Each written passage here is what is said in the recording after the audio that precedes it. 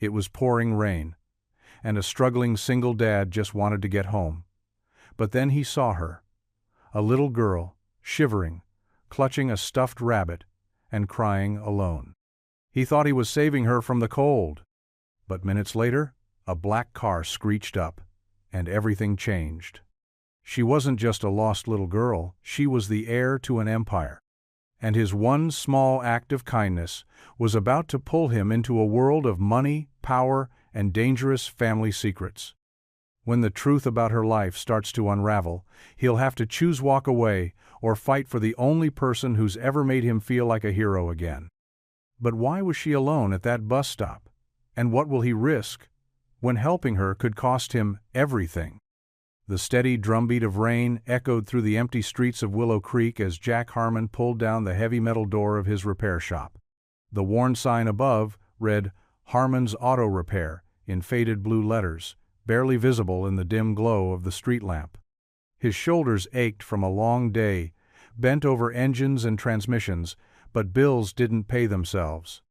He fished out his old umbrella from behind the driver's seat of his pickup truck. The black fabric was frayed at the edges, but it still did its job. The umbrella sprung open with a soft click as Jack stepped into the downpour, his work boots splashing through growing puddles on the cracked pavement. The clock on his dashboard read 9:47 p.m. when he finally settled into the driver's seat. Sam would be worried. He'd promised to be home by 9. His 11-year-old was too young to be shouldering such adult concerns, but since losing Sarah 3 years ago, their roles had sometimes blurred. Jack cranked the heat and pulled away from the curb, windshield wipers working overtime against the deluge. 3 blocks from home, something caught his eye. A small figure huddled beneath the bus shelter, barely visible through the rain-streaked window. Jack slowed his truck, squinting through the darkness. No buses ran this late, not in Willow Creek. As he drew closer, his heart dropped. It was a child, alone in this weather. Without hesitation, Jack pulled over, leaving his headlights on to illuminate the shelter. He grabbed his umbrella and stepped out into the rain. The figure didn't move as he approached, but he could see now it was a little girl, probably no older than 8. She wore a school uniform, a pleated skirt and cardigan, both completely soaked through. In her arms, she clutched a bedraggled stuffed rabbit, its floppy ears dripping water. Jack approached slowly, not wanting to frighten her. He crouched down to her eye level, keeping a respectful distance. "Hey there," he said softly, trying to project warmth through his concern. "Are you okay? It's awful weather to be out here alone." The girl's eyes darted to his face, then away again. She hugged her rabbit tighter but remained silent. Even in the dim light, Jack could see she was shivering violently. "I'm Jack," he continued gently. "I have a son about your age. There's a diner just down the street, warm and dry, with good hot chocolate. Would you like to get out of this rain?" She looked at him again, longer this time, as if weighing his sincerity. Water dripped from her dark hair, plastered to her face. After what seemed like an eternity, she gave an almost imperceptible nod. "Here," Jack said, holding out his umbrella. "Let's get you somewhere warm." The girl stood on shaky legs, still clutching her rabbit. Jack noticed she was wearing patent leather shoes, now scuffed and waterlogged. He held the umbrella over her as they walked to his truck, making sure she was completely covered, even if it meant his own shoulder getting wet. He opened the passenger door and helped her climb in, cranking up the heat even higher.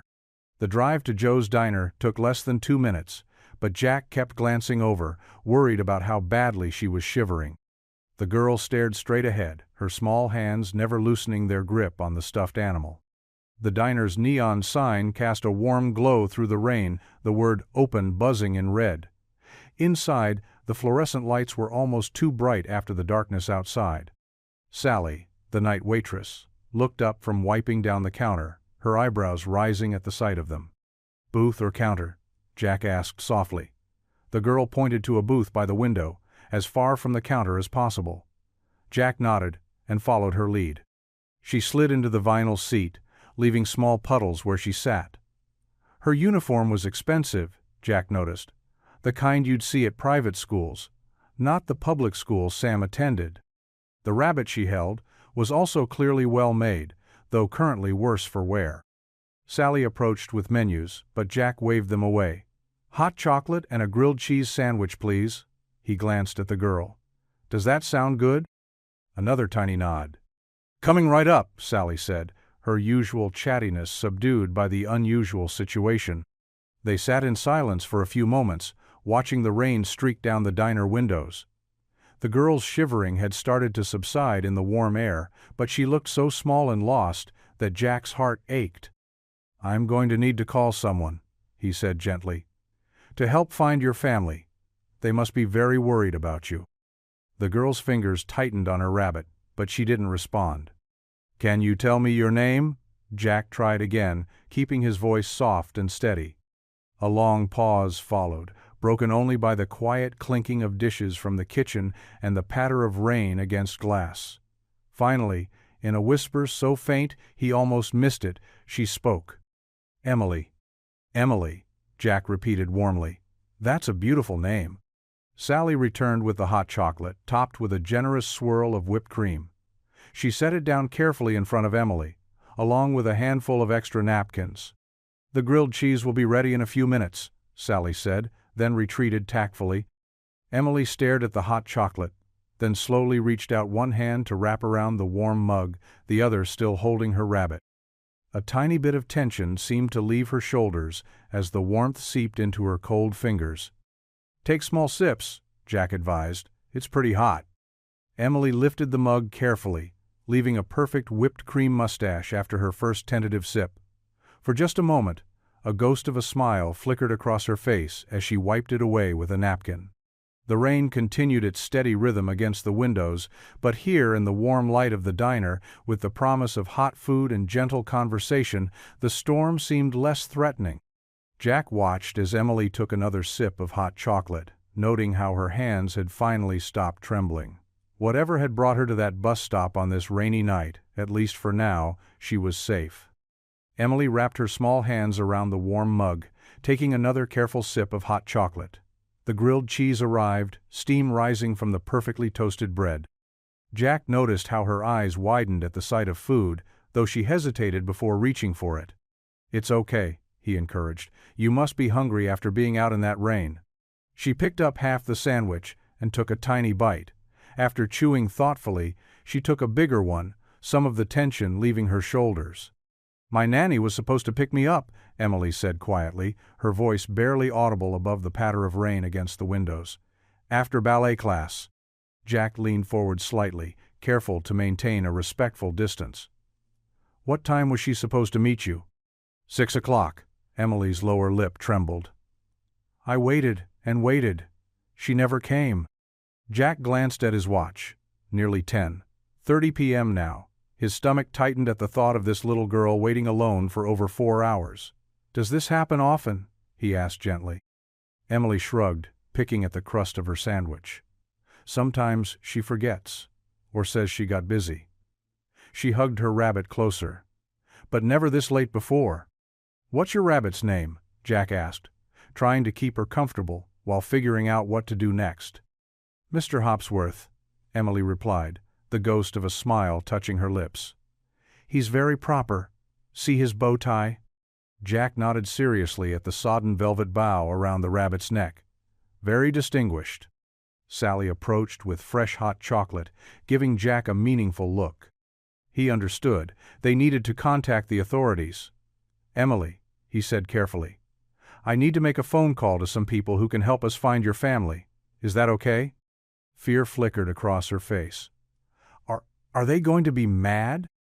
"No, sweetheart. They just want to make sure you're safe." Jack stood slowly. "I'll be right over there at the counter, where you can see me the whole time. Would you like Sally to sit with you?" Emily nodded, clutching Mr. Hopsworth tighter. Sally slid into the booth with a warm smile as Jack walked to the counter. He kept his voice low as he dialed the police, explaining the situation to the dispatcher. They promised to send someone right away. Before he could return to the booth, headlights swept across the diner's windows as a sleek black town car pulled up outside. The vehicle looked startlingly out of place in this modest neighborhood, a luxury model that probably cost more than Jack's house. A man in an impeccable uniform burst through the door, rain dripping from his cap. His eyes darted around the diner before landing on Emily. "Miss Emily!" he exclaimed, relief and anxiety warring in his voice. "Thank heavens!" Emily shrank back in her seat, pressing against the window. The chauffeur approached their booth, his polished shoes squeaking on the linoleum floor. "We've been searching everywhere for you, Miss Emily. Your grandmother is beside herself with worry." Jack stepped forward protectively, noting Emily's discomfort. "I'm Jack Harmon. I found her at the bus stop about an hour ago." The chauffeur turned to him, taking in Jack's work clothes and grease-stained hands. "Thomas Burke, the Wexler family chauffeur." "I cannot thank you enough, sir." He reached into his jacket and pulled out a leather wallet. "Please, allow me to compensate you for your trouble." "That won't be necessary," Jack said firmly, holding up a hand. "I'm just glad she's safe." Thomas insisted, trying to press several crisp bills into Jack's hand. "Sir, I must insist. The family would want—" "No thank you," Jack repeated, stepping back. "Really." Emily slid out of the booth, moving to stand beside Jack. Her small hand found his, fingers cold, despite the hot chocolate. Thomas noticed the gesture, his expression tightening slightly. "Come along, Miss Emily. Your grandmother is waiting." He held out his hand, but Emily didn't move. "Can't Jack take me home?" she asked in a small voice. Thomas shook his head. "I'm afraid not, Miss Emily. You know the rules about strangers." "But he's not a stranger," Emily protested. "He's nice. He bought me hot chocolate and grilled cheese, and he didn't even want money." "Nevertheless," Thomas said firmly, "we must go. Now." Jack knelt down to Emily's eye level, gently disentangling his hand from hers. "It's okay, Emily. You should go home to your family. They've been worried about you." Tears welled up in Emily's eyes. She threw her arms around Jack's neck, surprising him with the force of her embrace. Her wet hair pressed against his cheek as she whispered, "I wish you were my daddy." The words hit Jack like a physical blow, stirring memories of Sam at that age, dealing with the loss of his mother. Before he could respond, Thomas was there, gently but firmly guiding Emily toward the door. Jack watched as Thomas opened an umbrella over Emily, hurrying her to the waiting car. Through the rain-streaked windows, he caught a final glimpse of her small face, looking back at him. Mr. Hopsworth clutched tight against her chest before the car pulled away into the rainy night. Sally appeared beside him, shaking her head. "Poor little thing."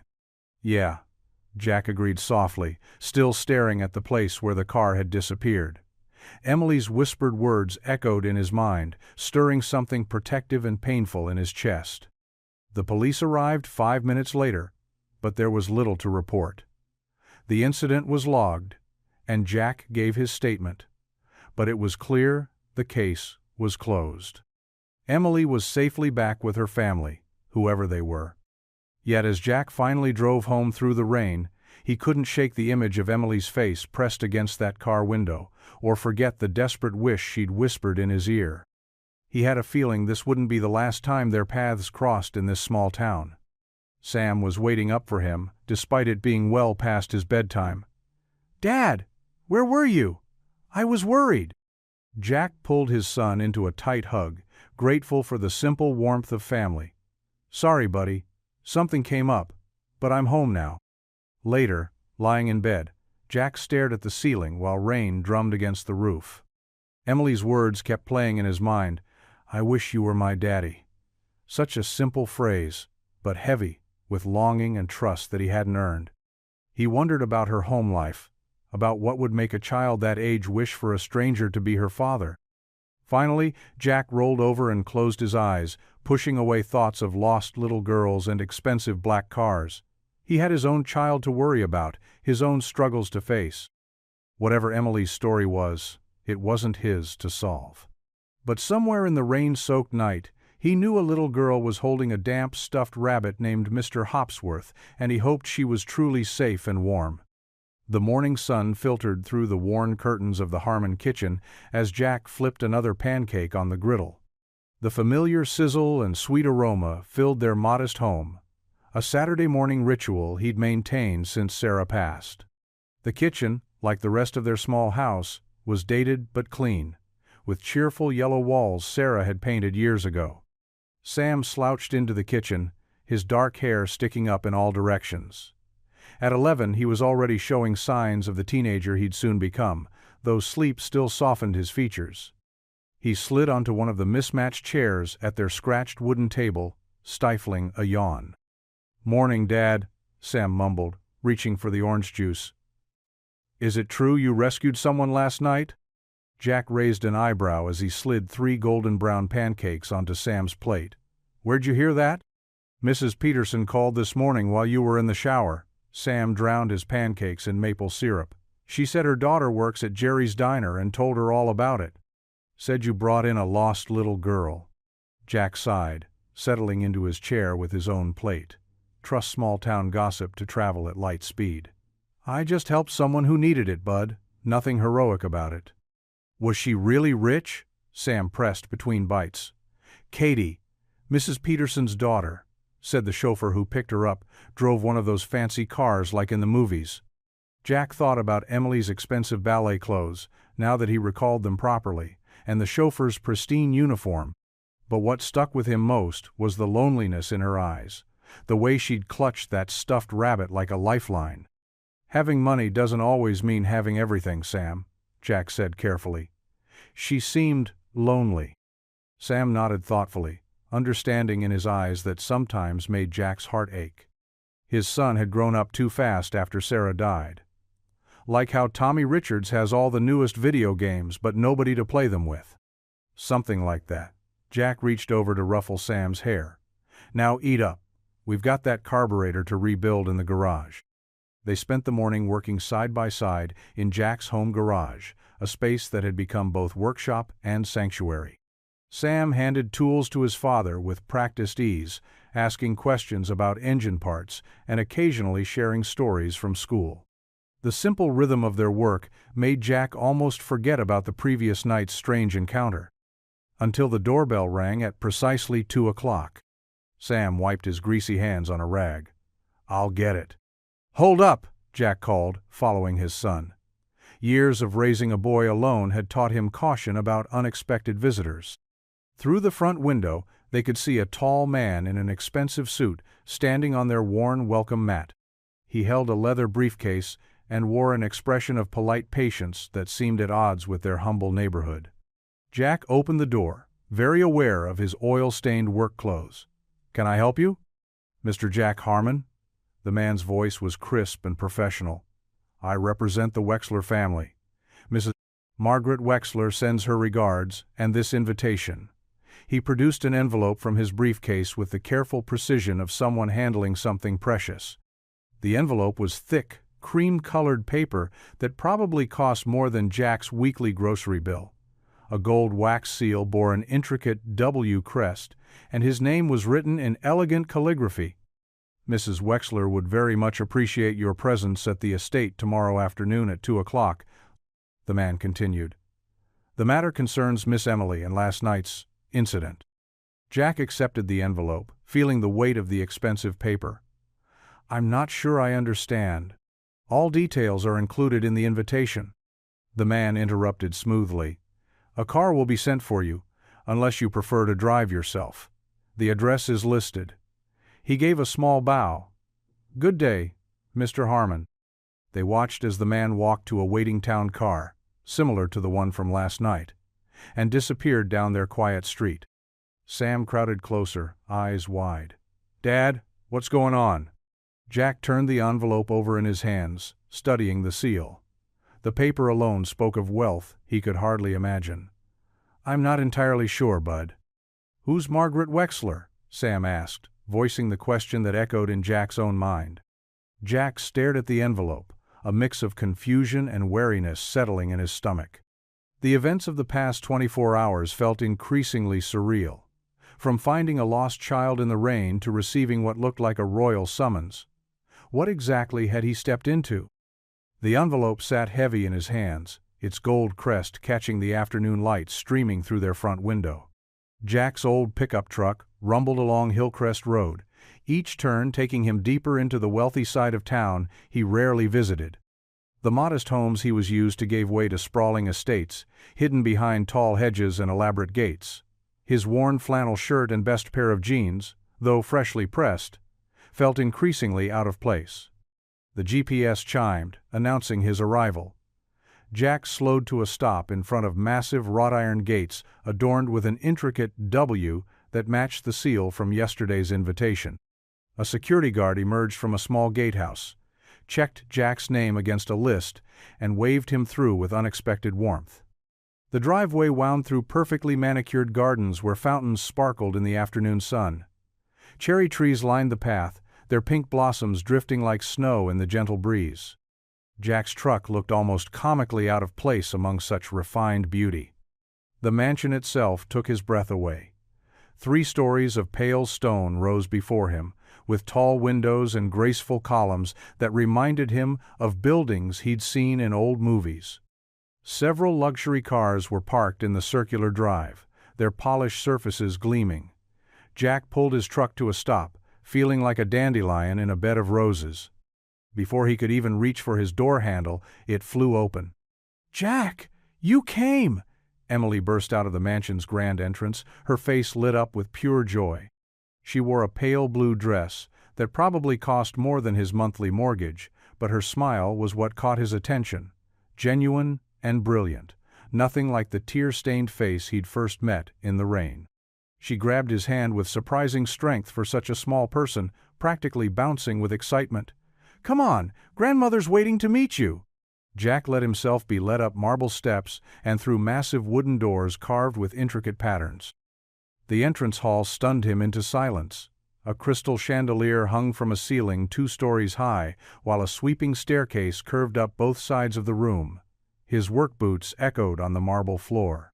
"This way." Emily tugged him toward double doors on the right. "Grandmother always has tea in the drawing room at this time."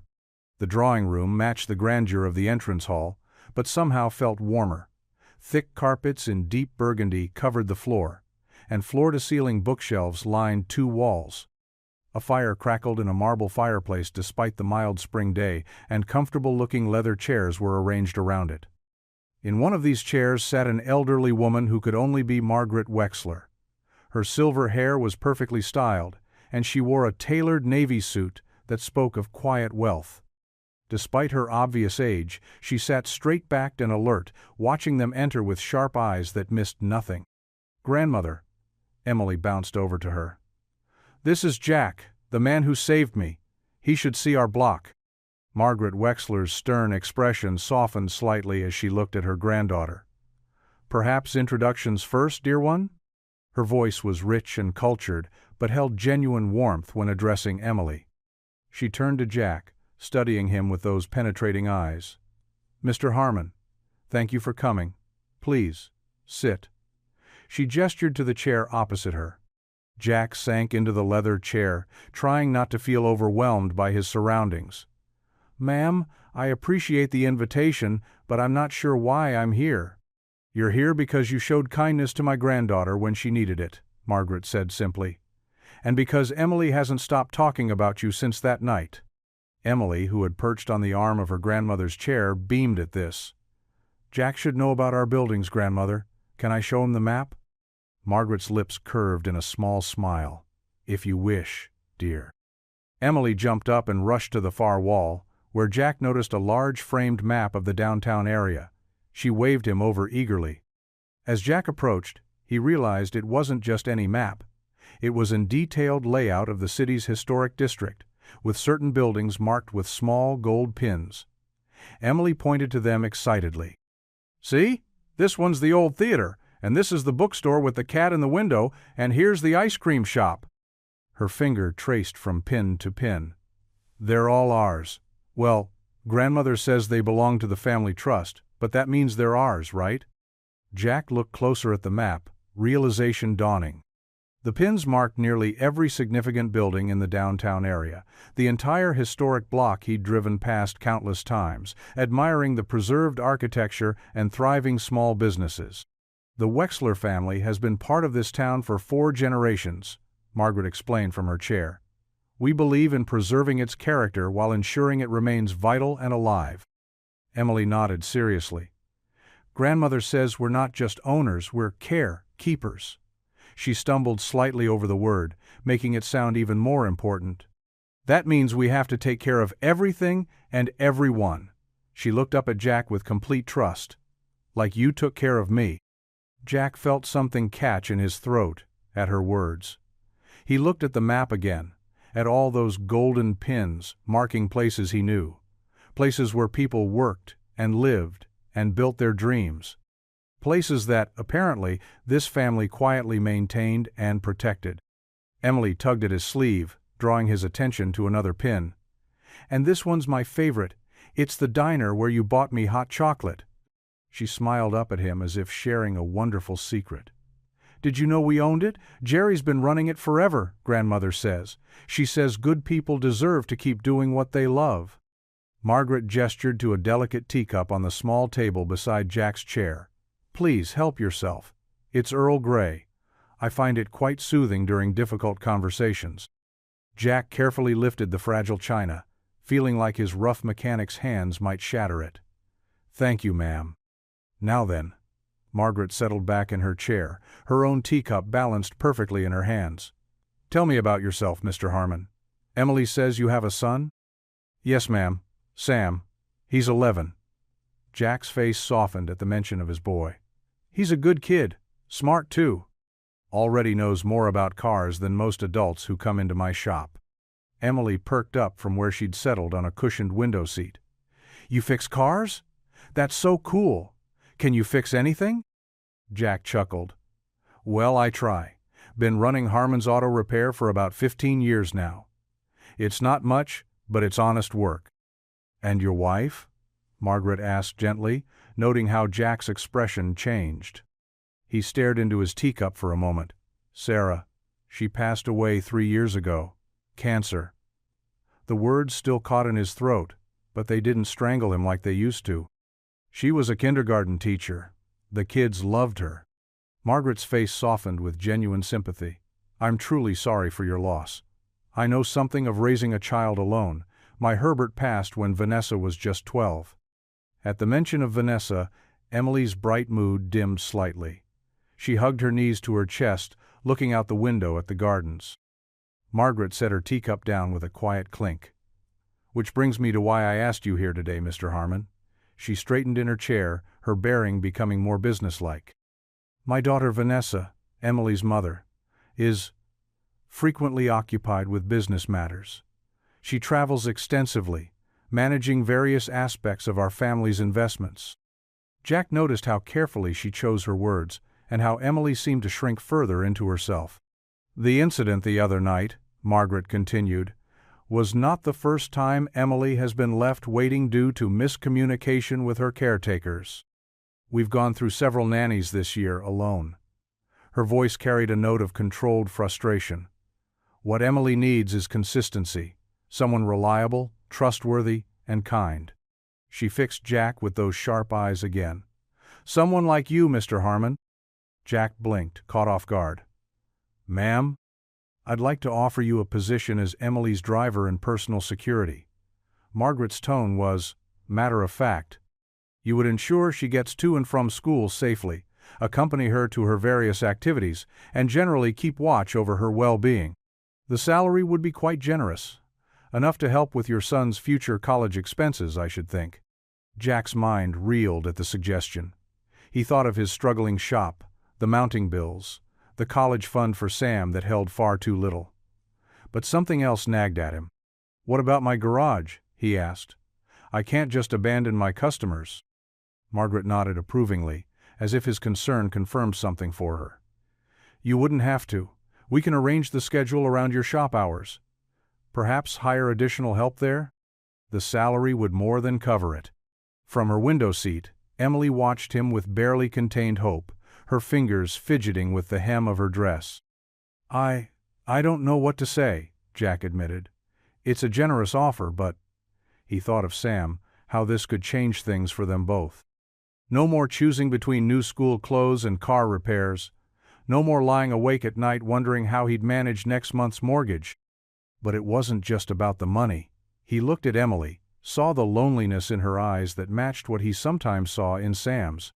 Two kids who'd lost something precious, one to death, one to absence. "This is quite a lot to process," Margaret said kindly.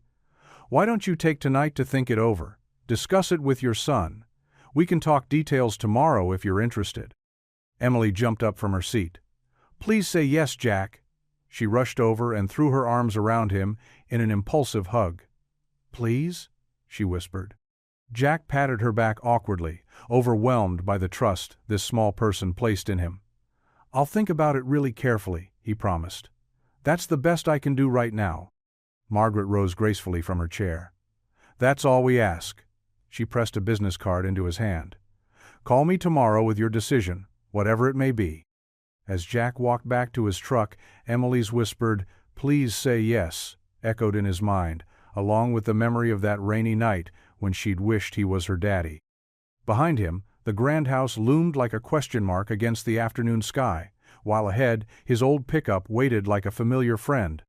He had a lot to think about tonight. Steam rose from 2 plates of spaghetti as Jack set them on the small kitchen table.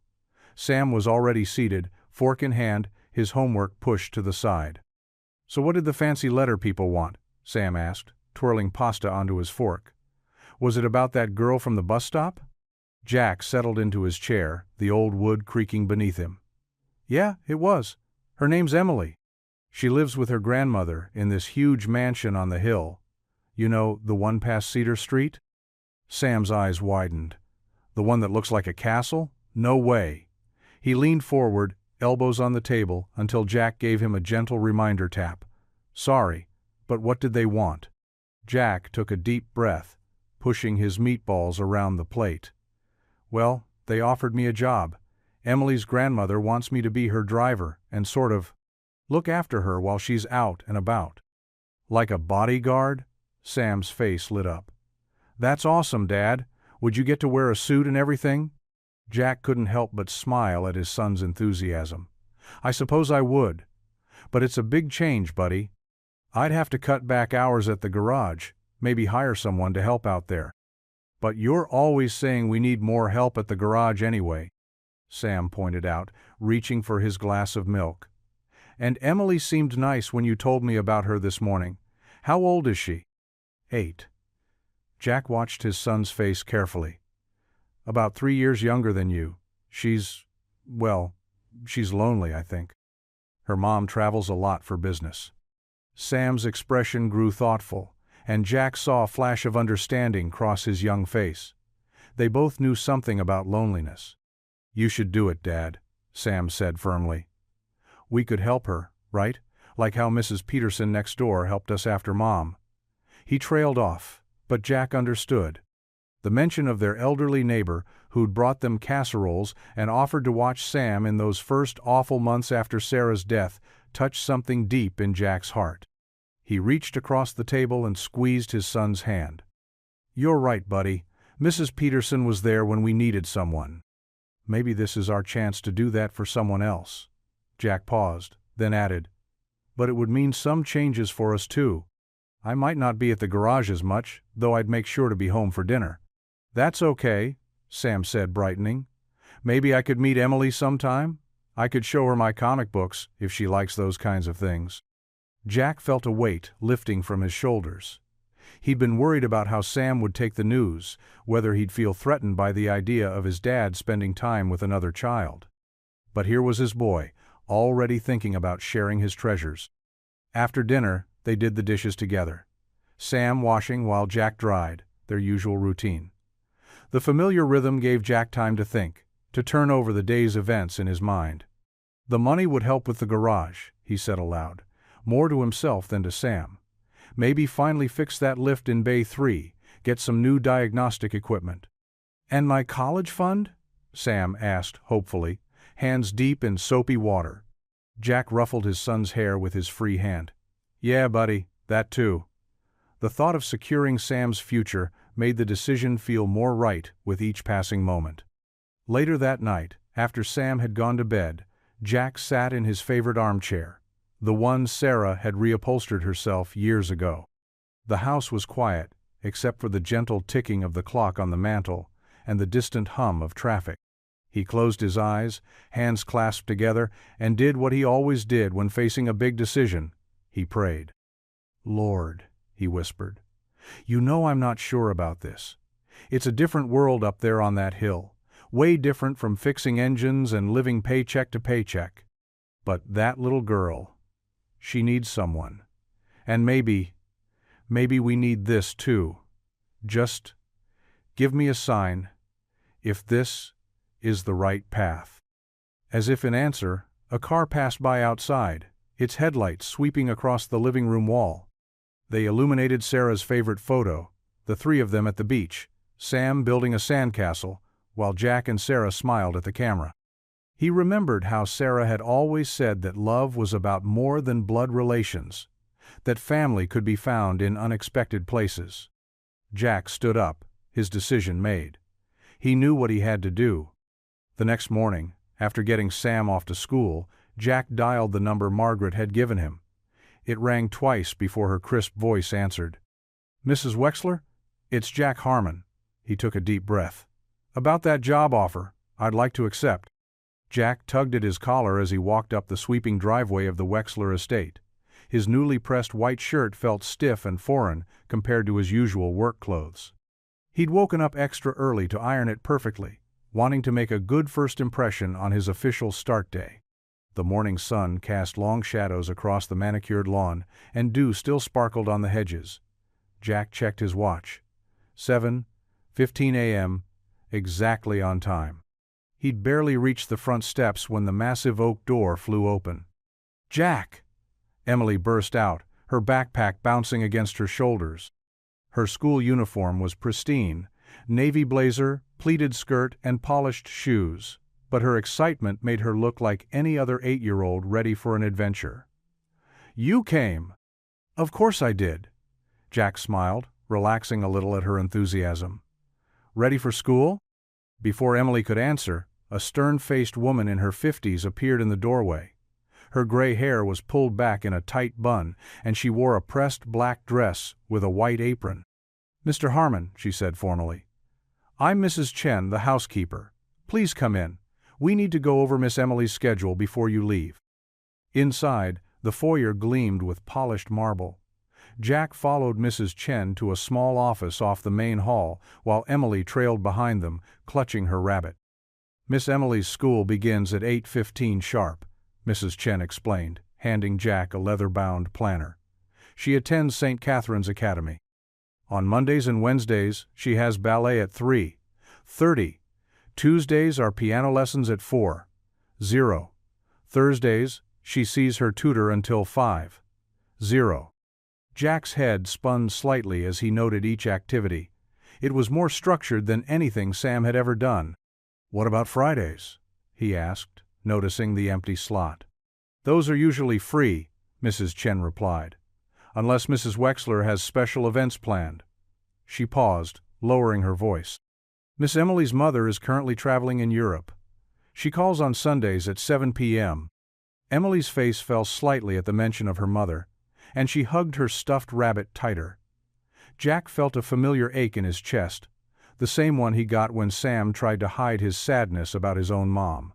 "Well then," Jack said brightly, turning to Emily, "shall we get this show on the road?" Emily's smile returned. "Can we take the blue car? The silver one's boring." Mrs. Chen handed Jack a ring of keys. "The vehicles are in the garage. The blue Audi is Miss Emily's favorite, though her grandmother prefers the Mercedes for formal occasions." Jack led Emily to the 3-car garage, where gleaming vehicles sat in perfect alignment. He opened the door of the blue Audi, still amazed that he'd be driving such an expensive car. "Your chariot awaits, my lady," he said with an exaggerated bow, making Emily giggle. During the drive to school, Jack noticed Emily watching him in the rearview mirror. She seemed to be studying him, as if trying to solve a puzzle. "What's Sam like?" she asked suddenly. Jack smiled, remembering his son's enthusiasm about meeting her. "He's 11, loves comic books and helping me fix cars. He's pretty good at math, too, though don't tell him I bragged about that." "Does he like rabbits?" I have 14 stuffed ones. Emily held up her well-loved bunny. This is Mr. Whiskers. He's my favorite. I'm sure Sam would love to meet Mr. Whiskers, Jack assured her. Maybe sometime you could come over and show him your whole rabbit family.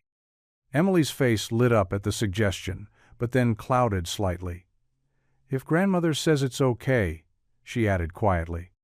The rest of the day passed in a blur of new routines and responsibilities. Jack familiarized himself with the best routes between Emily's various activities, learned which parking spots to avoid at the school, and discovered Emily's favorite radio stations. The ride home was quieter. Emily sat in the back seat, staring out the window as houses and shops rolled by. Jack could see the exhaustion in her small face. It was a long day for an 8-year-old. You know what this car reminds me of? Jack said, breaking the silence. Emily perked up slightly. What? A blueberry. A very fancy, very shiny blueberry. A smile tugged at Emily's lips. That's silly. Cars can't be blueberries. Oh no? Then how come I feel like making jam every time I look at it? Emily's giggle filled the car. You're funny, Jack. Not like the other drivers. They never talk to me at all. Well, that's their loss, Jack said. They missed out on some quality conversation with you and Mr. Whiskers. When they arrived back at the estate, Emily didn't immediately hop out of the car like she had at school. Instead, she pulled something from her backpack. I made this during art class, she said shyly, handing Jack a piece of paper.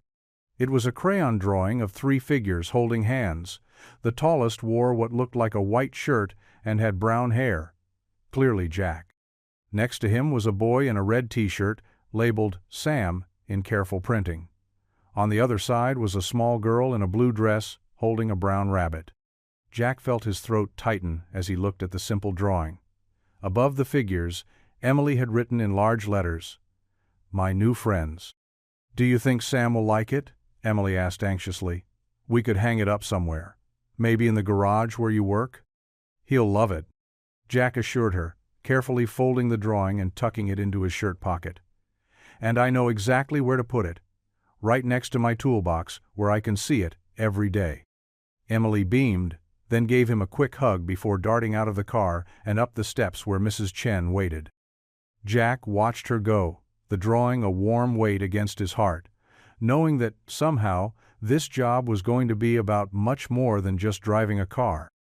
The late afternoon sun cast long shadows across the parking lot of the Riverside Dance Academy. Jack sat in the blue Audi, reading a dog-eared paperback while waiting for Emily's ballet class to finish. The past week had settled into a comfortable rhythm. Morning drop-offs filled with silly jokes, afternoon pickups with stories about their days, and quiet drives where Emily would sometimes nap, tired from her busy schedule. A sharp tap on his window startled Jack from his reading. He looked up to see a striking woman in her mid-30s, dressed in an expensive black suit that probably cost more than his monthly mortgage.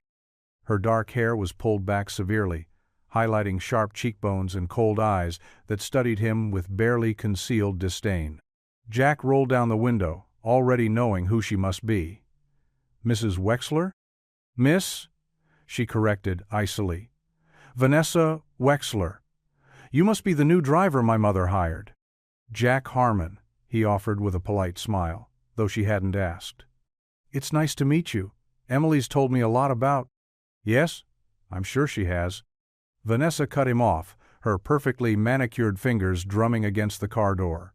Mother informed me about your heroic rescue the other week. Very touching. Her tone suggested it was anything but. Jack kept his expression neutral, remembering Margaret's warnings about Vanessa's protective nature.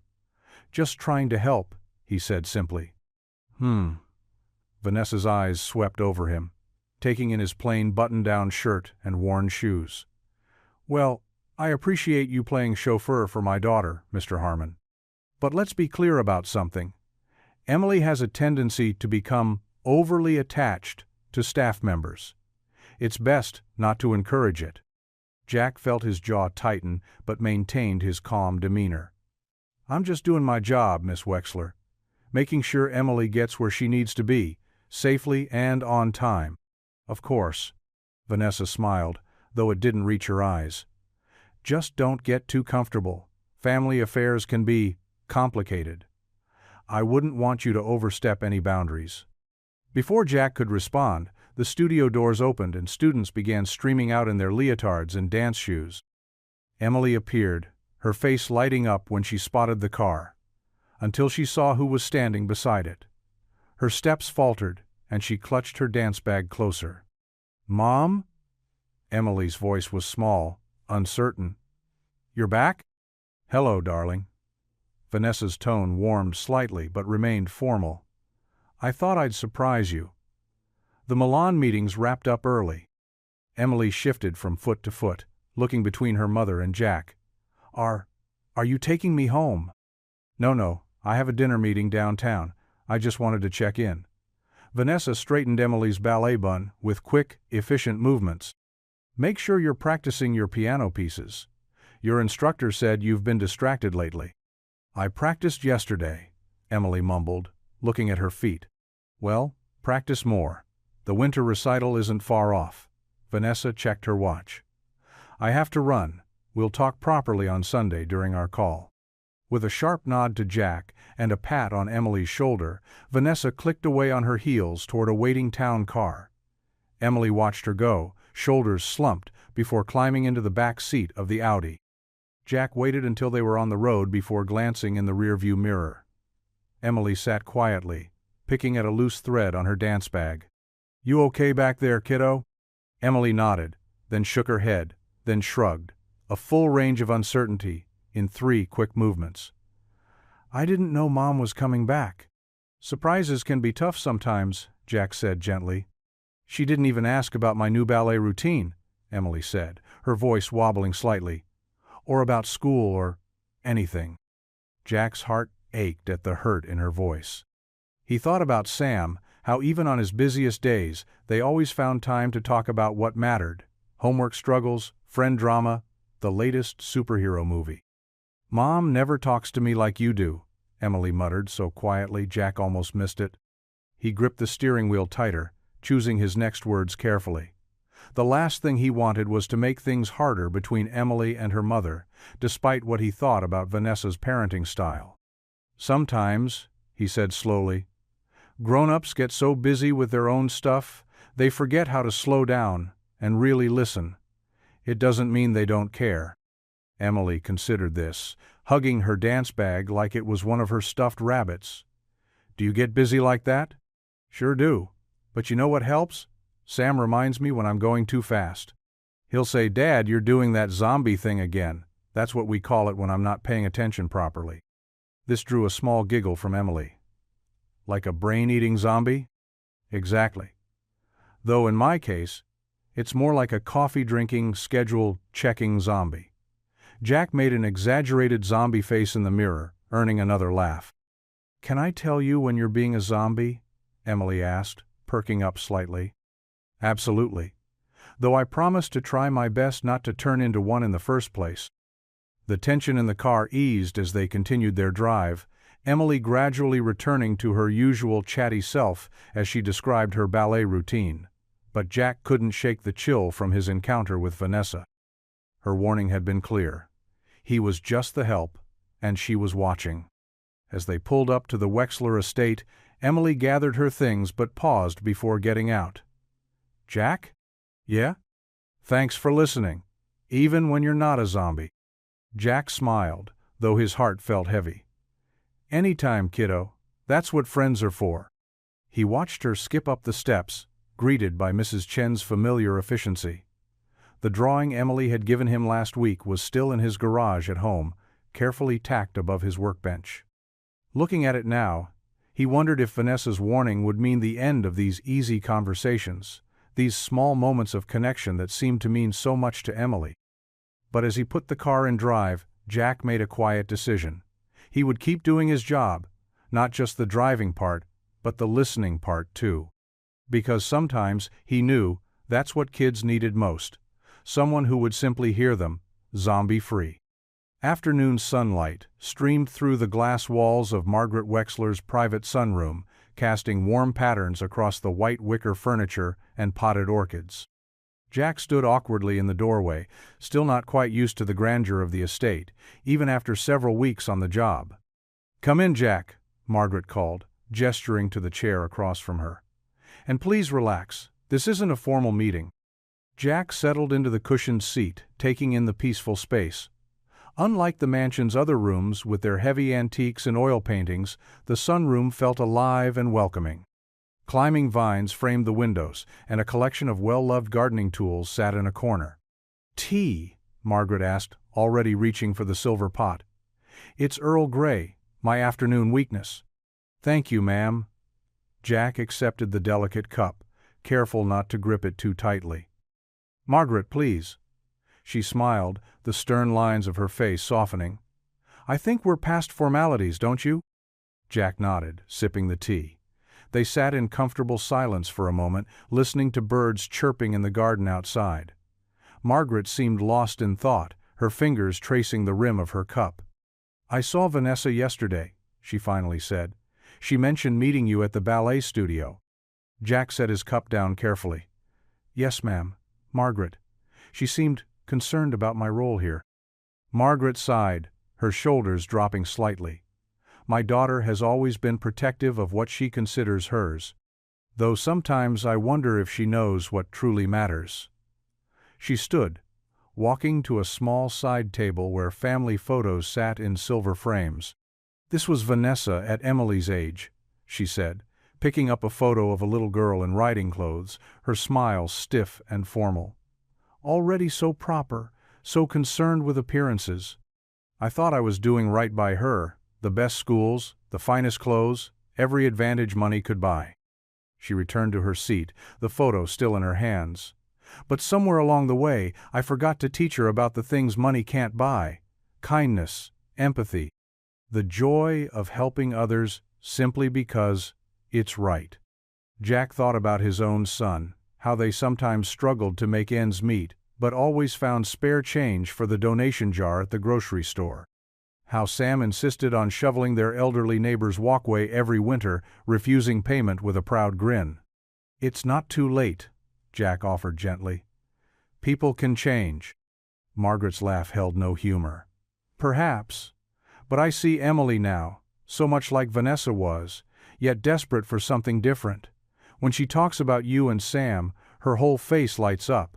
Do you know what she told me yesterday?" Jack shook his head. "She said you taught her how to check the air in her bicycle tires. Such a simple thing. But she was so proud. 'Now I can help other kids with their bikes too,' she said." Margaret's eyes grew misty. "That's what I should have taught Vanessa, the satisfaction of being useful, of helping others."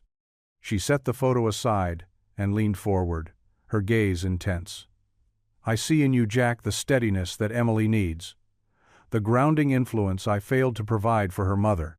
You treat her like a person, not a porcelain doll or a future heiress." "She's just a kid who needs someone to listen," Jack said simply. "Same as any other." "Exactly." Margaret nodded approvingly. "That's precisely why I wanted you here. Not just as a driver, but as a stabilizing presence.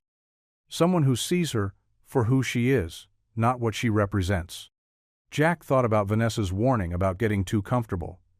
Her mother might not agree.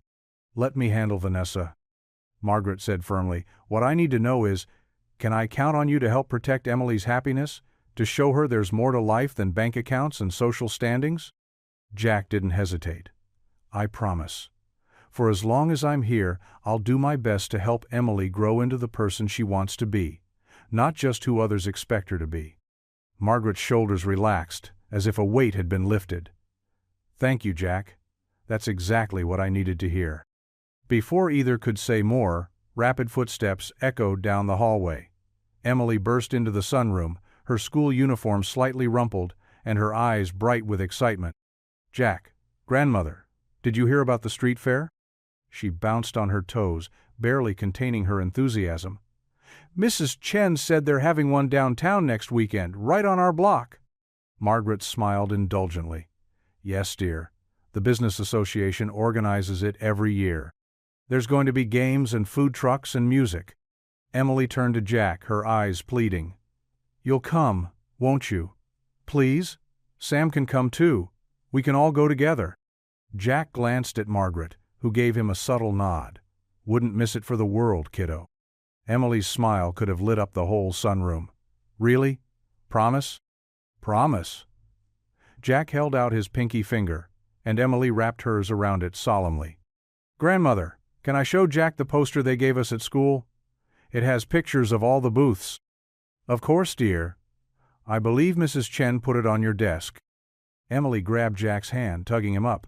"Come on, you have to see it. They're even having a charity booth where kids can sell their old toys." As Emily pulled him toward the door, Jack caught Margaret's eye. She raised her teacup in a small salute, her expression warm with approval. In that moment, Jack understood that this wasn't just about driving Emily to her activities or keeping her safe. It was about helping a little girl find her way to becoming someone different than what her circumstances might have created. Someone kind, someone genuine, someone who understood the true value of things that couldn't be bought. And that, he realized, was a responsibility worth all the warnings in the world. The morning sun cast long shadows across Main Street as Jack walked from shop to shop, clipboard in hand. The street fair was just a week away, and as the newest member of the business community, even if only by association with the Wexlers, he'd volunteered to help coordinate the layout. Mrs. Chen waved him into her flower shop, the bell above the door chiming softly. "Jack, come in, come in! I have the measurements for our booth space right here." The small shop smelled of roses and fresh soil. Mrs. Chen pulled a carefully drawn diagram from behind the counter. "We'll need extra room for the flower crown making station. The children love it every year." Jack noted it down, smiling. "Emily mentioned that. She said your booth was her favorite last year." "Such a sweet girl," Mrs. Chen said, arranging a bouquet as they talked. "Different now, you know. More. Sparkly in the eyes since you came along." Before Jack could respond, the bell chimed again. "Mr. Rodriguez from the bakery poked his head in, clutching papers. "Jack, good, you're here. About my booth location. I need to be away from direct sunlight. The pastries, you understand?" One by one, other shop owners drifted in, until Mrs. Chen's tiny store was packed with people waving papers and chattering about booth placements. Jack worked through their requests methodically, drawing and redrawing the layout until everyone was satisfied. "What about the charity section?" Mr. Rodriguez asked, brushing flour from his apron. "Same spot as last year?" "Actually," Jack said, "Emily Wexler wants to run a booth there. She's planning to sell her old toys for the children's hospital." The shop owners exchanged pleased looks. They were used to the Wexlers being distant landlords, not active participants in community events. "Well, well," Mrs. Chen said, beaming. "Times really are changing around here." Later that afternoon, Jack pulled up to the mansion in his pickup truck. Emily was already waiting on the front steps, practically vibrating with excitement. "Can we go sort the toys now?" she asked, bouncing into the passenger seat. "I made a whole list of which ones to sell." "First stop is the garage to pick up Sam," Jack said, adjusting her seatbelt. "He's excited to help, too." They found Sam sweeping the garage floor, his homework finished and spread across Jack's old desk. "Finally," he called out. "I've been waiting forever." The drive to the mansion was filled with Emily and Sam's chatter about the fair. When they reached Emily's playroom, both kids stopped short. Jack had to admit, the sight was impressive. Shelves upon shelves of toys, many still in their original packaging. "Where do we start?" Sam asked, eyes wide. Emily pulled out a crumpled piece of paper from her pocket. "I made categories: keep, sell, and fix." She pointed to different areas of the room. "The ones I never really played with can definitely go to the hospital." They worked through the afternoon, creating piles that grew steadily larger. Emily surprised Jack with her generosity, readily parting with expensive toys that had barely been touched. She lingered only over items that held real memories. A teddy bear from her grandmother, a toy car she and Sam had played with during his first visit. "Hey, this just needs new batteries," Sam said, examining a robot dog. "Dad can fix it, right?" Jack took the toy, turning it over in his hands. Sure can. We can set up a repair station in the garage for anything that needs a little love. Emily clapped her hands. Like a toy hospital before they go to the real hospital. Can we make it pretty too, with signs and decorations? I've got some paint in the garage, Jack said. We could make it a whole project. They loaded the fix pile into Jack's truck and headed back to the garage. Sam cleared a workbench while Emily carefully arranged the toys that needed repair. Jack showed them how to test batteries, tighten loose parts, and clean scuffed surfaces. Now for the fun part, Jack announced, pulling out several cans of paint and some large pieces of cardboard. Every good booth needs signs. Emily's face lit up. Can we make them really colorful? With glitter, maybe? I think we can manage that, Jack laughed, spreading newspapers across the floor. They worked together, Sam sketching out letters while Emily added flourishes and stars. Jack helped them write Toys for Tots and all proceeds to Children's Hospital in bright, cheerful colors. Dad, you've got paint on your nose, Sam snickered, pointing with a dripping brush. Oh yeah? Jack swiped his finger through some blue paint and dotted Sam's cheek. Now you do too. Emily giggled, then squealed as Sam playfully flicked paint in her direction. No fair, I wasn't ready.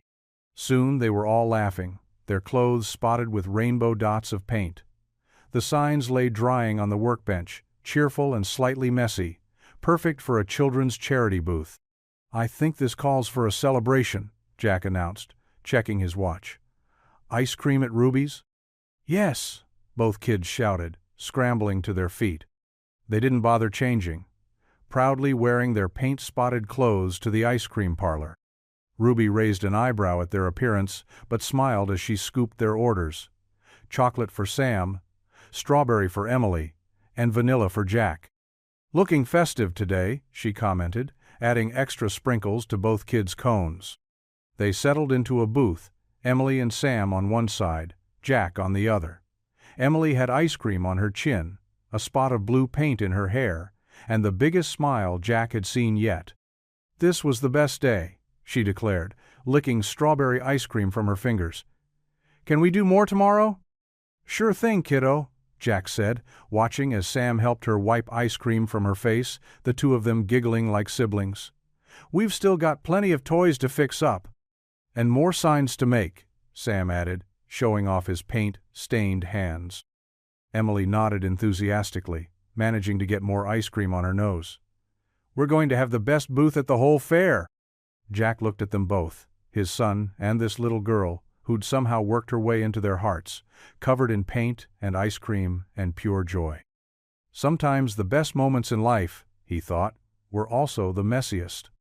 The morning sun painted golden streaks across Willow Creek's main street as Jack pulled his truck up to the curb. The usually quiet block had transformed overnight into a festival of colors and sounds. Striped tents dotted the sidewalks, and the smell of fresh popcorn and cotton candy already filled the air. Emily practically bounced in her seat, her face pressed against the window. Look at all the people already here! She pointed excitedly at the growing crowd. And the balloons! And, oh, Mrs. Chen's flower crown station is right next to our spot. Sam helped unload the boxes of carefully repaired toys from the truck bed while Jack and Emily set up their folding table. They hung their hand-painted signs, now dry and sparkly, from the tent poles. Perfect height, Jack said, stepping back to admire their work. The morning light caught the glitter they'd added, making the words, Toys for Tots, shimmer invitingly. Emily arranged the toys with careful precision, making sure each stuffed animal sat just right. She'd insisted on giving them all fresh ribbons around their necks, and the effect was charming. The mechanical toys that Jack had fixed were lined up on one side, ready for demonstration. Would you like to test the robot dog? Emily asked a little boy who'd wandered over with his mother. She pressed the button, and the toy yipped and did a small flip, making the child laugh in delight. How much? The mother asked, reaching for her purse. $10, Emily said proudly. And all the money goes to help sick kids at the hospital.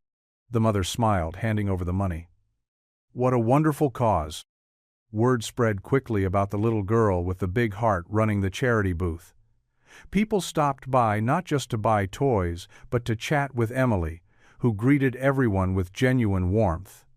"My grandmother says these toys need new homes," she explained to an elderly couple examining a pristine dollhouse. "And other children need them more than I do." Mrs. Chen came over during a quiet moment, placing a delicate flower crown on Emily's head. "For our newest shopkeeper," she said with a wink. "You're doing a wonderful job, dear." Around noon, a woman in a crisp blazer approached their booth, notebook in hand. "Hi there. I'm Sarah Mitchell from the Willow Creek Gazette. Would you mind if I asked you a few questions about your charity drive?" Emily looked at Jack questioningly. He nodded encouragingly. "Of course." Emily straightened up, adjusting her flower crown. "Would you like to see how the robot dog works?" Sarah laughed, pulling out her phone to record. "I'd love to. Can you tell me what made you want to do this?" "Well," Emily said, demonstrating the toy, "I had lots of toys that were just sitting in my room. And Jack, he's She paused, looking up at him with a smile. "He's my friend. He helped me fix the broken ones in his garage. We thought maybe other kids would love them more than my shelves did." "Jack Harmon, right?" Sarah turned to him. "What inspired you to help with this project?" Jack rubbed the back of his neck, slightly uncomfortable with the attention. "Emily came up with the idea herself. I just helped with the repairs and logistics. She's got a big heart, wanted to make a difference in her own way." "And how has the community responded?" "Just look around." Jack gestured to their nearly empty table. "People here understand the importance of helping others. Emily's enthusiasm is contagious." Sarah snapped a few photos of Emily showing another customer the remaining toys. "It's not often we see the younger generation of the Wexler family so involved in community events," she observed. "Emily's special that way," Jack said simply, watching as the girl carefully wrapped a teddy bear in tissue paper for a customer. "She sees the value in connecting with people." The afternoon flew by in a blur of sales and smiles. By 4 o'clock, their table was almost bare. Emily sat counting the money with Sam, both of them cross-legged under the tent. $2,342, Emily announced triumphantly, carefully placing the cash in a donation envelope. "That's so many toys." "You did good, kiddo," Jack said, ruffling her hair. The flower crown was slightly askew, and her cheeks were flushed with excitement. As they packed up the tent and folded the table, several shop owners stopped by to congratulate Emily. Mr. Rodriguez brought over a box of fresh cookies for our hard-working charity workers, and Mrs. Chen added one last flower to Emily's crown. The sun was setting as they loaded everything back into Jack's truck. Emily climbed into the middle seat between Jack and Sam, still clutching the precious envelope. The gentle motion of the truck and the exhaustion of the exciting day soon had her eyes drooping. "Did we do good, Jack?" she mumbled sleepily, her head gradually tilting until it rested against his arm. "We did great, sweetheart," he answered softly. But Emily was already asleep, the donation envelope held securely in her hands, a peaceful smile on her face. Sam reached over and carefully straightened her flower crown. "She's pretty cool, isn't she, Dad?" Jack glanced down at Emily's sleeping face, then caught his son's eye with a warm smile. "Yeah, she really is."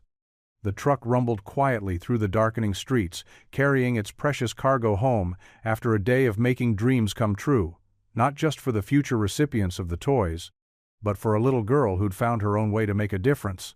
The Monday morning after the street fair dawned gray and chilly. Jack pulled up to the Wexler estate at his usual time, 7:30 sharp, watching his breath form little clouds in the crisp autumn air as he walked to the front door. The weekend's warmth and joy still lingered in his mind, the successful fair, Emily's beaming face as she handed over the donation envelope, the proud article in Sunday's paper featuring their charity booth. Before he could ring the doorbell, the heavy oak door swung open. Instead of Emily's cheerful greeting, he found himself face to face with Vanessa Wexler. She wore a tailored black suit that probably cost more than his monthly salary, her perfectly manicured fingers wrapped around a steaming cup of coffee. "Mr. Harmon," she said, her voice as cold as the morning air. "Come in. We need to talk." Jack hesitated for a moment before stepping into the foyer. The house felt different this morning, the usual warmth replaced by a sterile silence. No sound of Emily's footsteps rushing down the stairs, no cheerful chatter about the day ahead. "Where's Emily?" he asked, trying to keep his tone neutral. "Getting ready," Vanessa replied, leading him to the formal sitting room. "Martha will bring her down when we're finished." She gestured to an antique chair, but remained standing herself, moving to the fireplace where the Sunday paper lay open to the article about the street fair. The photo showed Emily and Jack laughing together at their booth, her flower crown slightly askew. "Quite the publicity stunt," Vanessa said, picking up the paper. "Local mechanic helps Wexler heiress connect with community." "Did you pitch this story to the paper yourself?" Jack felt his jaw tighten. "The reporter approached us. Emily was excited to share what she was doing for the Children's Hospital." "Oh, I'm sure she was." Vanessa's perfectly painted lips curved into a smile that didn't reach her eyes. "You've certainly managed to endear yourself to her. And to my mother. And now, apparently, to the entire town." She set her coffee cup down with a sharp click. "Let me be clear, Mr. Harmon. I know men like you, small-town mechanics who suddenly find themselves with access to wealth and influence, who think they can work their way into a family's good graces by playing hero to a lonely little girl. That's not what this is," Jack said firmly, staying seated despite his instinct to stand. "I'm just doing the job I was hired to do." "Are you?" Vanessa arched an eyebrow. "Was organizing charity events part of your driver duties? Or having my daughter spend time in your garage with your son?" "I've seen the way you're positioning yourself, Mr. Harmon. The concerned father figure. The humble local businessman helping the wealthy little girl learn about real life." She made air quotes with her fingers. "It's quite a narrative you're building." "Emily came up with the charity idea herself," Jack defended, keeping his voice level despite the anger building in his chest. "I just helped her make it happen." "Of course you did." Vanessa walked to the window, looking out at the manicured gardens.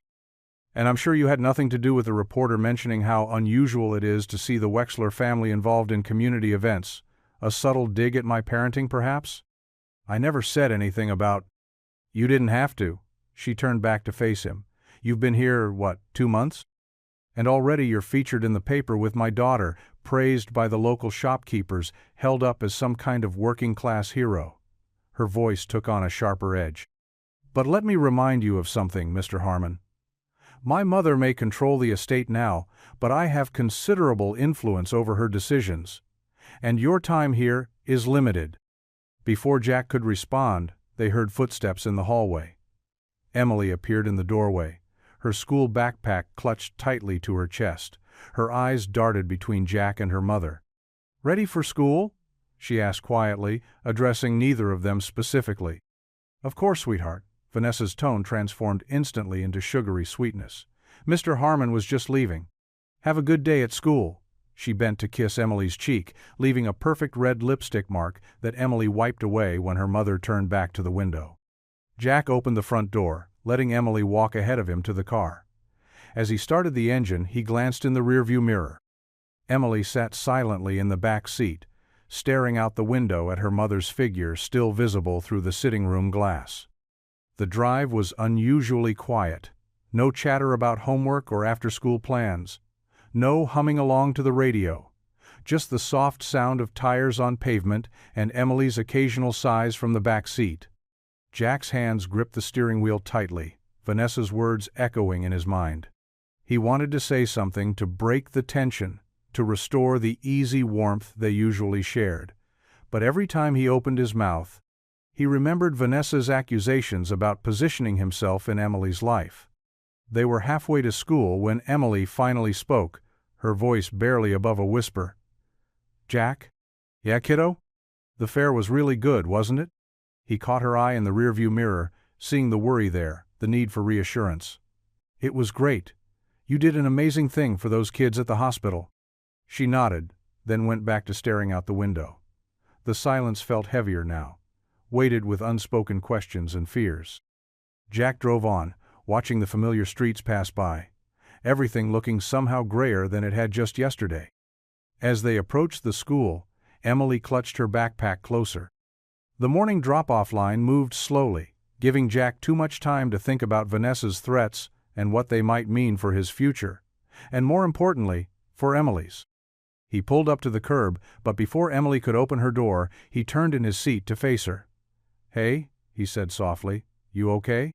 She nodded, but her eyes stayed fixed on her shoes. "See you after school?" The question carried more weight than usual, as if she needed confirmation that nothing had changed. "Same time as always," Jack assured her, trying to keep his voice steady and normal. "Maybe we can stop for hot chocolate if it stays this chilly." That earned him a small smile before she slipped out of the car and joined the stream of students heading into the building. Jack watched until she disappeared through the front doors, then pulled away from the curb, his mind still churning with Vanessa's words and the quiet dread they had planted in his heart. The morning drop-offs and afternoon pickups became an exercise in holding his breath. Each time Jack pulled up to the Wexler estate, he half expected to see Vanessa's sleek Mercedes parked in the circular driveway. More often than not lately, she was there. On Monday, she appeared just as Emily was climbing into the car, commenting loudly about how quaint it was that Emily insisted on riding in "this old thing" instead of their luxury vehicles. Jack watched in the rearview mirror as Emily's shoulders hunched forward, her usual morning chatter replaced by silence. Wednesday brought another surprise visit. This time, Vanessa swept into the kitchen just as Jack was helping Emily pack her lunch, something they'd started doing together after Emily mentioned she loved his son Sam's sandwich combinations. "Oh, darling," Vanessa had cooed, plucking the brown paper bag from Emily's hands. "We have staff for this sort of thing. Mr. Harmon surely has more important duties than playing cook." Emily's face had fallen, her eyes fixed on the floor. "I like making lunch with Jack," she'd whispered, but Vanessa had already summoned the housekeeper to take over. By Friday, the tension was thick enough to cut with a knife. Jack arrived to find Vanessa inspecting his car with exaggerated concern. "The brake lights seem a bit dim," she announced, though Jack had checked all the vehicle's systems just yesterday. "Perhaps we should have Emily driven in one of our cars instead, for safety reasons, of course." Emily, standing in the doorway with her backpack, looked ready to cry. Jack noticed she'd stopped wearing the friendship bracelet Sam had made her, probably to avoid more of her mother's pointed comments about mixing with the help's children. The only bright spot came during his weekly meeting with Margaret. The elderly woman had noticed the change in atmosphere and called Jack into her study while Emily was at piano practice.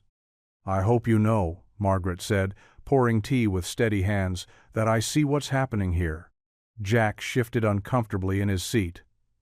"Mrs. Wexler, Margaret, please."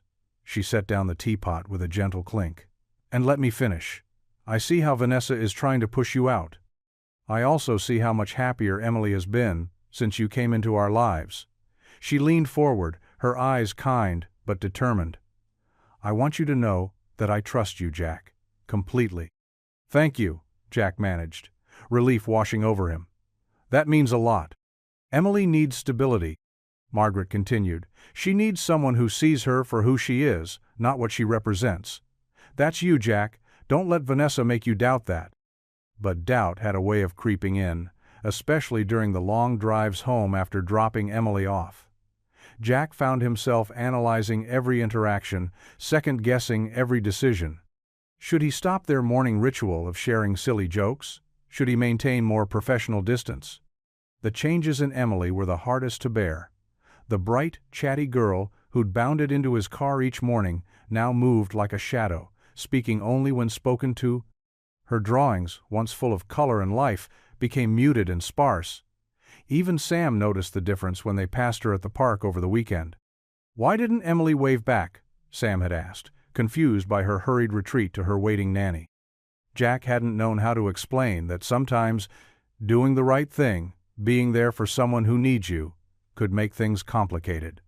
The following Tuesday, after a particularly tense morning where Vanessa had, coincidentally, scheduled a series of appointments that required her to supervise every moment of Emily's departure, Jack finally headed home. The sun was setting, painting the sky in shades of orange and pink that would normally lift his spirits. But today, even the beautiful sunset couldn't shake the heaviness in his chest. He turned onto his street, automatically checking his rearview mirror, a habit born from weeks of watching for Vanessa's car trailing him. The familiar sight of his small garage came into view, but something was wrong. Even in the fading light, he could see dark marks marring the white-painted walls. Jack's heart pounded as he pulled into the driveway. There, sprawled across the garage door in angry red spray paint, were two words that made his blood run cold. "Stay away." The paint was still fresh enough that tiny droplets had run down the door's metal surface like tears of warning. Jack sat in his truck, staring at the vandalism, his hands gripping the steering wheel so tight his knuckles turned white. This was more than Vanessa's usual subtle threats. This was a line crossed, a message that couldn't be ignored or explained away. And yet, all Jack could think about was Emily's face that morning, how she'd whispered, "See you tomorrow?" with such uncertainty in her voice. He climbed out of the truck slowly, his work boots crunching on scattered bits of broken glass. Someone had smashed the small window beside the garage door too. The evening air felt thick and heavy, carrying the sharp chemical smell of spray paint. Sam would be home from his friend's house soon. Jack needed to clean this up before then, needed to maintain some semblance of normalcy for his son. But as he stood there, staring at those hateful words, he wondered if anything about this situation could ever be considered normal again. The sound of a car approaching made him tense, but it was just Mrs. Henderson from next door, returning from her evening church group. She slowed as she passed, her eyes widening at the vandalism. Jack managed a weak wave, trying to convey that everything was fine, though they both knew it wasn't. He walked to the small shed behind the garage where he kept his cleaning supplies. The familiar motions of gathering buckets and rags helped steady his hands, gave him something concrete to focus on besides the fear and anger swirling in his gut. The sky continued to darken as Jack worked, scrubbing at the paint that seemed determined to mock him with its stubborn presence. Each stroke of the cleaning brush felt like a battle between what was right and what was easy. It would be easier to walk away, to protect himself and Sam from whatever escalation might come next. But then he thought of Emily's smile when she'd sold her last toy at the charity fair, of her quiet determination to make a difference in her own small way. He thought of Margaret's words about stability and trust. Most of all, he thought about what he'd be teaching Sam if he let intimidation drive him away from helping someone who needed him. The garage door was still stubbornly stained with faint red marks when Jack heard Sam's familiar footsteps coming up the driveway. He turned to face his son, wondering how to explain this latest development in their increasingly complicated lives. The grandfather clock in Margaret's study chimed 3 times as Jack stood before her massive oak desk. He'd received an urgent call during Emily's piano lesson, asking him to come to the estate immediately. The room felt colder than usual, despite the afternoon sun streaming through the tall windows. Margaret sat straight-backed in her leather chair, her face drawn and pale. Papers were spread across her desk, something unusual for a woman known for her precise organization. Her hands trembled slightly as she gestured for Jack to sit down. "I hoped I would never have to have this conversation, Jack," Margaret said, her voice carrying none of its usual warmth. She wouldn't meet his eyes. Jack's stomach tightened. "Is everything all right, Mrs. Wexler? Is Emily okay?" "Emily is fine," Margaret replied, picking up a sheet of paper with careful fingers. "But I'm afraid we have a serious matter to discuss." She slid the paper across the desk. Jack leaned forward to look at it. A bank statement.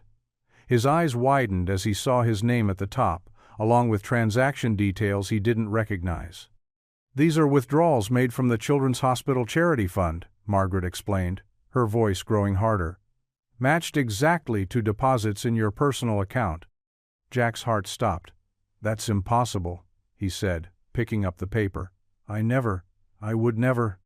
"The evidence is quite clear," Margaret cut in. She pulled out another document.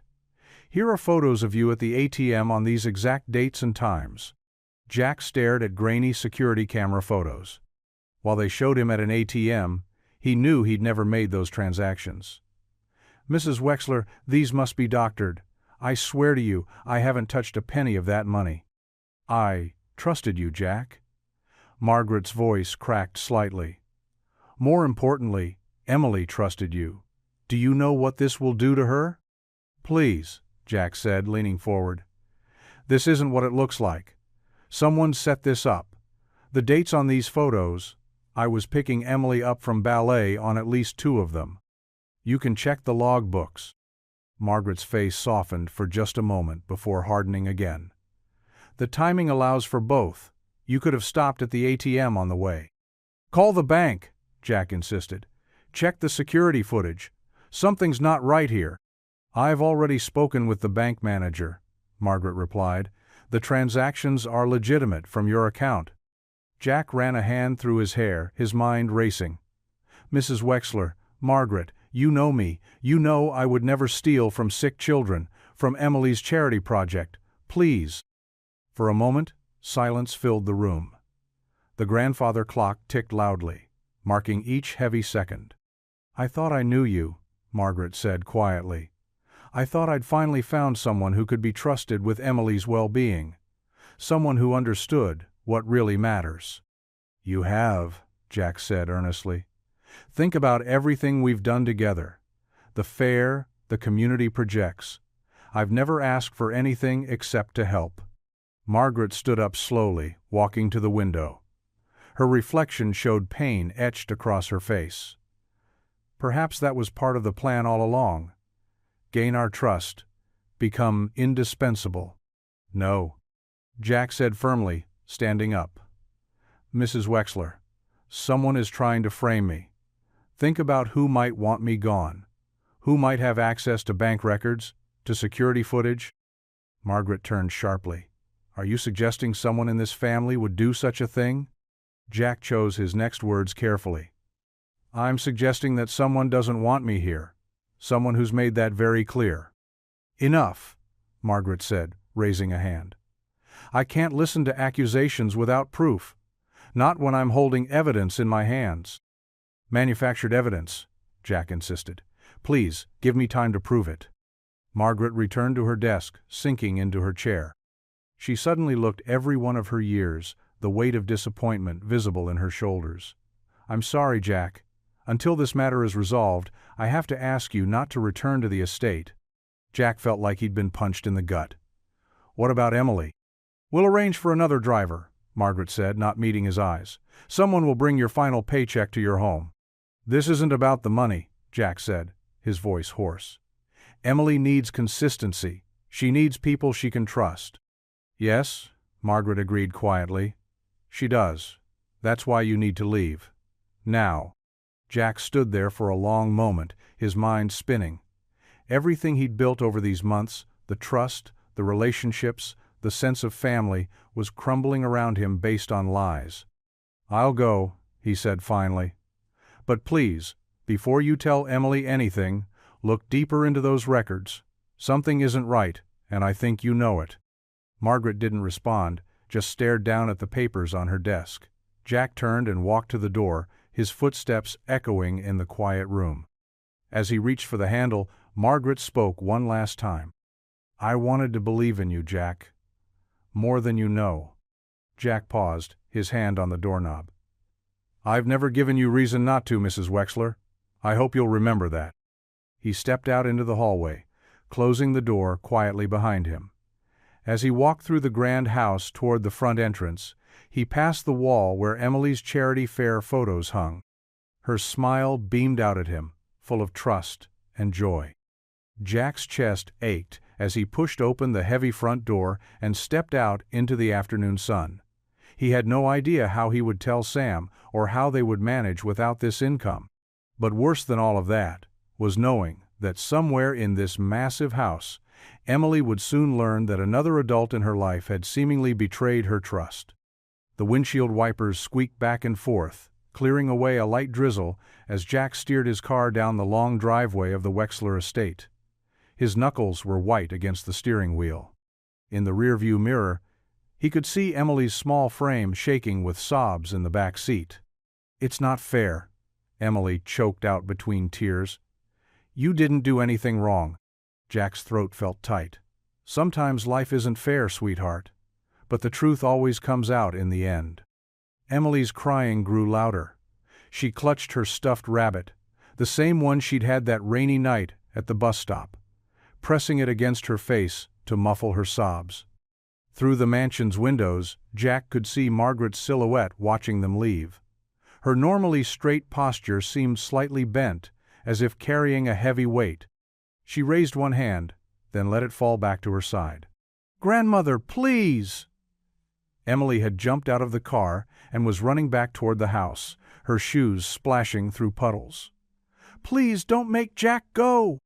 Margaret appeared in the doorway, her face drawn with worry and uncertainty. "Emily dear, come inside. We need time to sort this out." "But he didn't steal anything. You know he wouldn't." Emily's voice cracked. "He teaches me about helping people, about being kind. He fixed my bike and helped me with the charity booth and—" "Emily." Margaret's voice was gentle but firm. "Sometimes adults need time to think things through carefully. Come inside now. You'll catch cold." Jack stepped out of the car, rain dampening his shirt. "Emily, it's okay. Your grandmother's right. She needs time to look into everything." He knelt down to Emily's level, not caring that his knee was getting wet on the driveway. "Remember what we talked about? About doing the right thing, even when it's hard?" Emily nodded, tears still streaming down her face. "Well, right now, the right thing is to be patient and trust that the truth will show itself." He managed a small smile. "I'll always care about you, kiddo. That won't change, no matter what happens." Emily threw her arms around his neck, nearly knocking him over. "Promise?" "Promise." Jack hugged her back, then gently pulled away. "Now, go on inside with your grandmother." Margaret's eyes met Jack's for a moment. There was something there, doubt, perhaps, or regret. But she said nothing as she guided Emily inside. Jack sat in his car for a long moment, watching the heavy wooden door close behind them. The rain was falling harder now, drumming against the roof of his car. He thought about the last few months, teaching Emily to change a tire, watching her and Sam work on homework together, seeing her proud smile when they counted the charity money from the street fair. How had it all gone so wrong? The drive home felt longer than usual. The streets were gray and empty, matching his mood. He pulled into his driveway, noticing how small and plain his house looked after spending so much time at the Wexler estate, but it was home, honest and true, like everything else in his life had been. Sam was waiting at the kitchen table, his math homework spread out in front of him. His face fell when he saw his father's expression. "Dad? What's wrong?" Jack sank into a chair, suddenly feeling very tired. "There's been a misunderstanding at the Wexlers. I won't be driving Emily anymore, at least for now." "What? Why not?" Sam's pencil clattered to the table. "Is Emily okay?" "She's upset, but she'll be all right." Jack ran a hand through his hair. Someone made it look like I took money from her charity booth. Her grandmother needs time to figure out what really happened."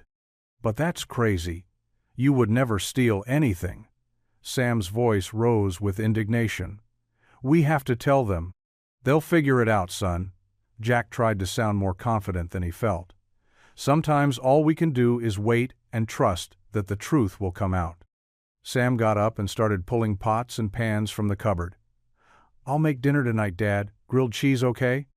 Jack felt a surge of love for his son, so young, but already knowing exactly what his father needed. "That sounds perfect, buddy." They ate their sandwiches in unusual silence, broken only by the soft patter of rain against the windows.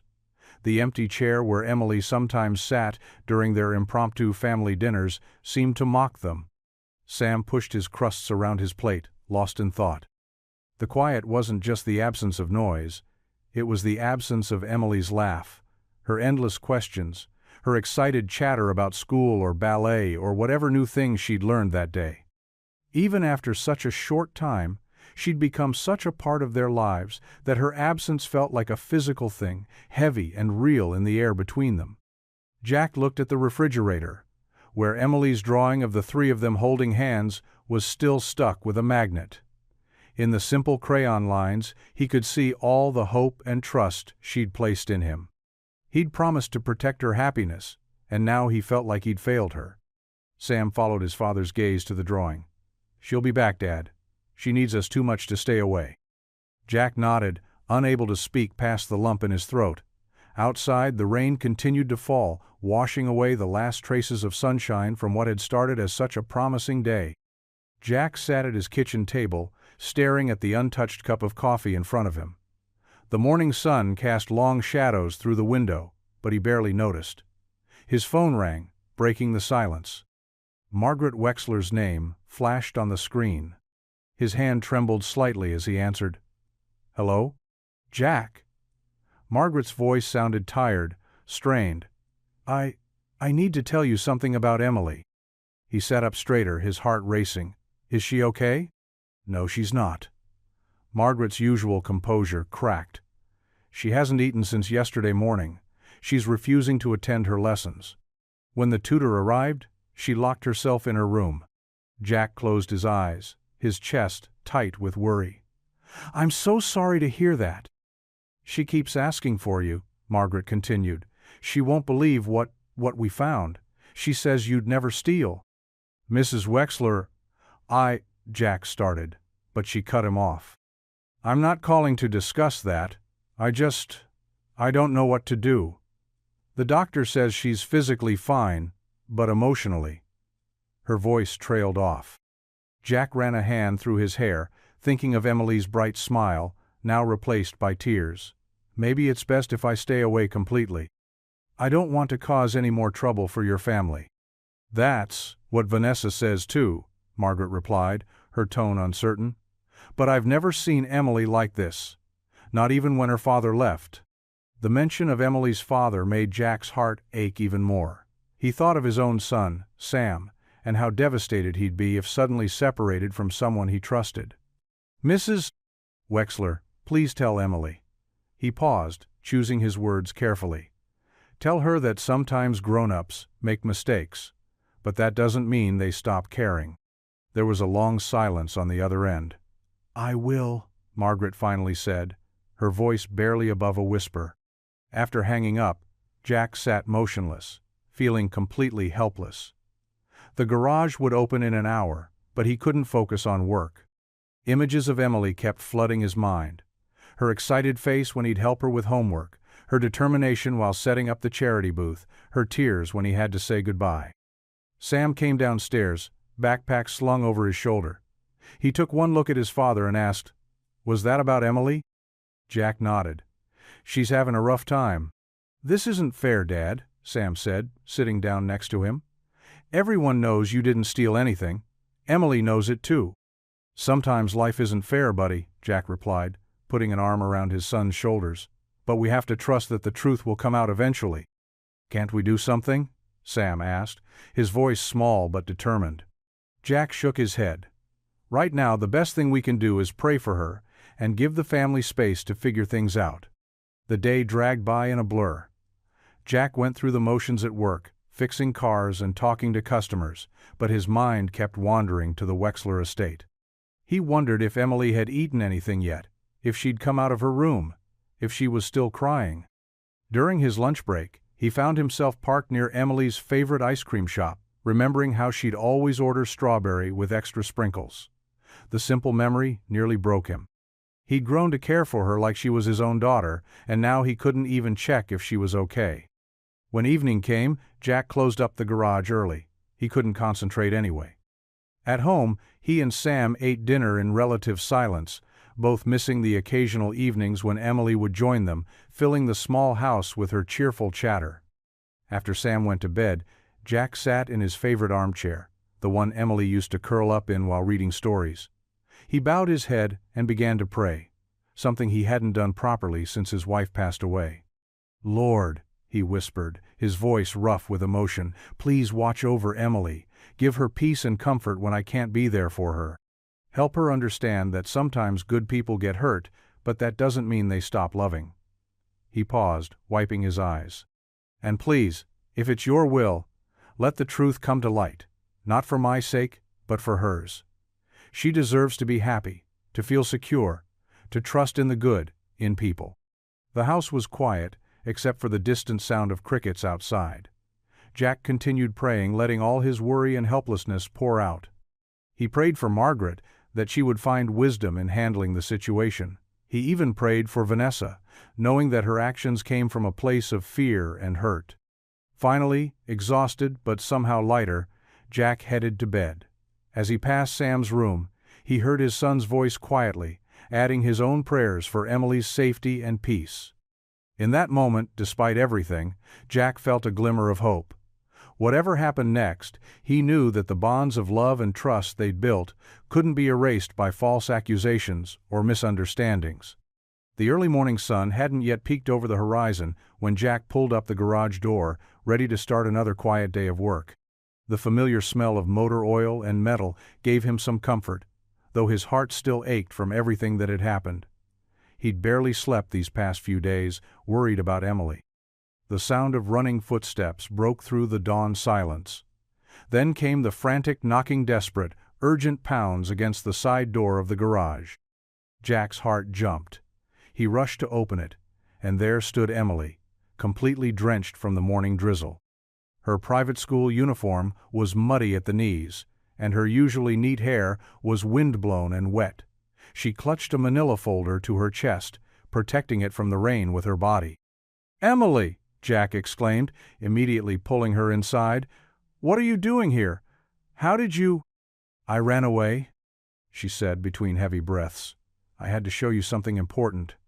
Her hands trembled as she held out the folder. "It proves everything, Jack. It proves Mom lied." Jack quickly grabbed a clean shop towel from his workbench and wrapped it around her shoulders. "You're freezing. Let me call your grandmother." "No." Emily grabbed his arm. "Please, you have to look first. Please." Her eyes were red from crying, but there was determination in them too. Jack knelt down to her level, just like he had that first rainy night at the bus stop. "Okay, sweetheart, show me." Emily opened the folder with shaking hands. Inside were several papers, bank statements, receipts, and what looked like printed emails. "I was hiding in Mom's study last night when she was talking on the phone," she explained, her voice small but steady. She was laughing about how easy it was to trick Grandma with fake papers. Jack carefully took the documents, spreading them across his workbench. The first was a real bank statement showing all the charity money had been properly deposited. Next to it was the doctored version Vanessa had shown. Margaret, the differences were subtle but clear when compared side by side. "See?" Emily pointed to the dates. "Mom's friend at the bank helped her make the fake one." I heard her say so. She pulled out another paper and email chain between Vanessa and someone discussing how to handle the situation. Jack's throat felt tight as he read through the evidence. "Emily, how did you get these?" "Mom never logs out of her computer," Emily said, wiping her nose with the back of her hand. "And she leaves everything in folders on her desk. She thinks I'm too stupid to understand, but I'm not." Her voice cracked. "I'm not stupid. I saw what she did to you." Jack's heart broke at the pain in her voice. Here was this little girl, soaked and exhausted, who had risked so much just to prove his innocence. He remembered her words from that first night. "I wish you were my daddy," and felt the same protective surge he'd experienced then. "You're the furthest thing from stupid," Jack said softly. "You're one of the bravest, smartest people I know." Emily's lower lip trembled. "She said awful things about you on the phone. She said she had to protect the family name, but she's the one who's wrong." Tears spilled down her cheeks. "She's always wrong. She doesn't care about anyone but herself."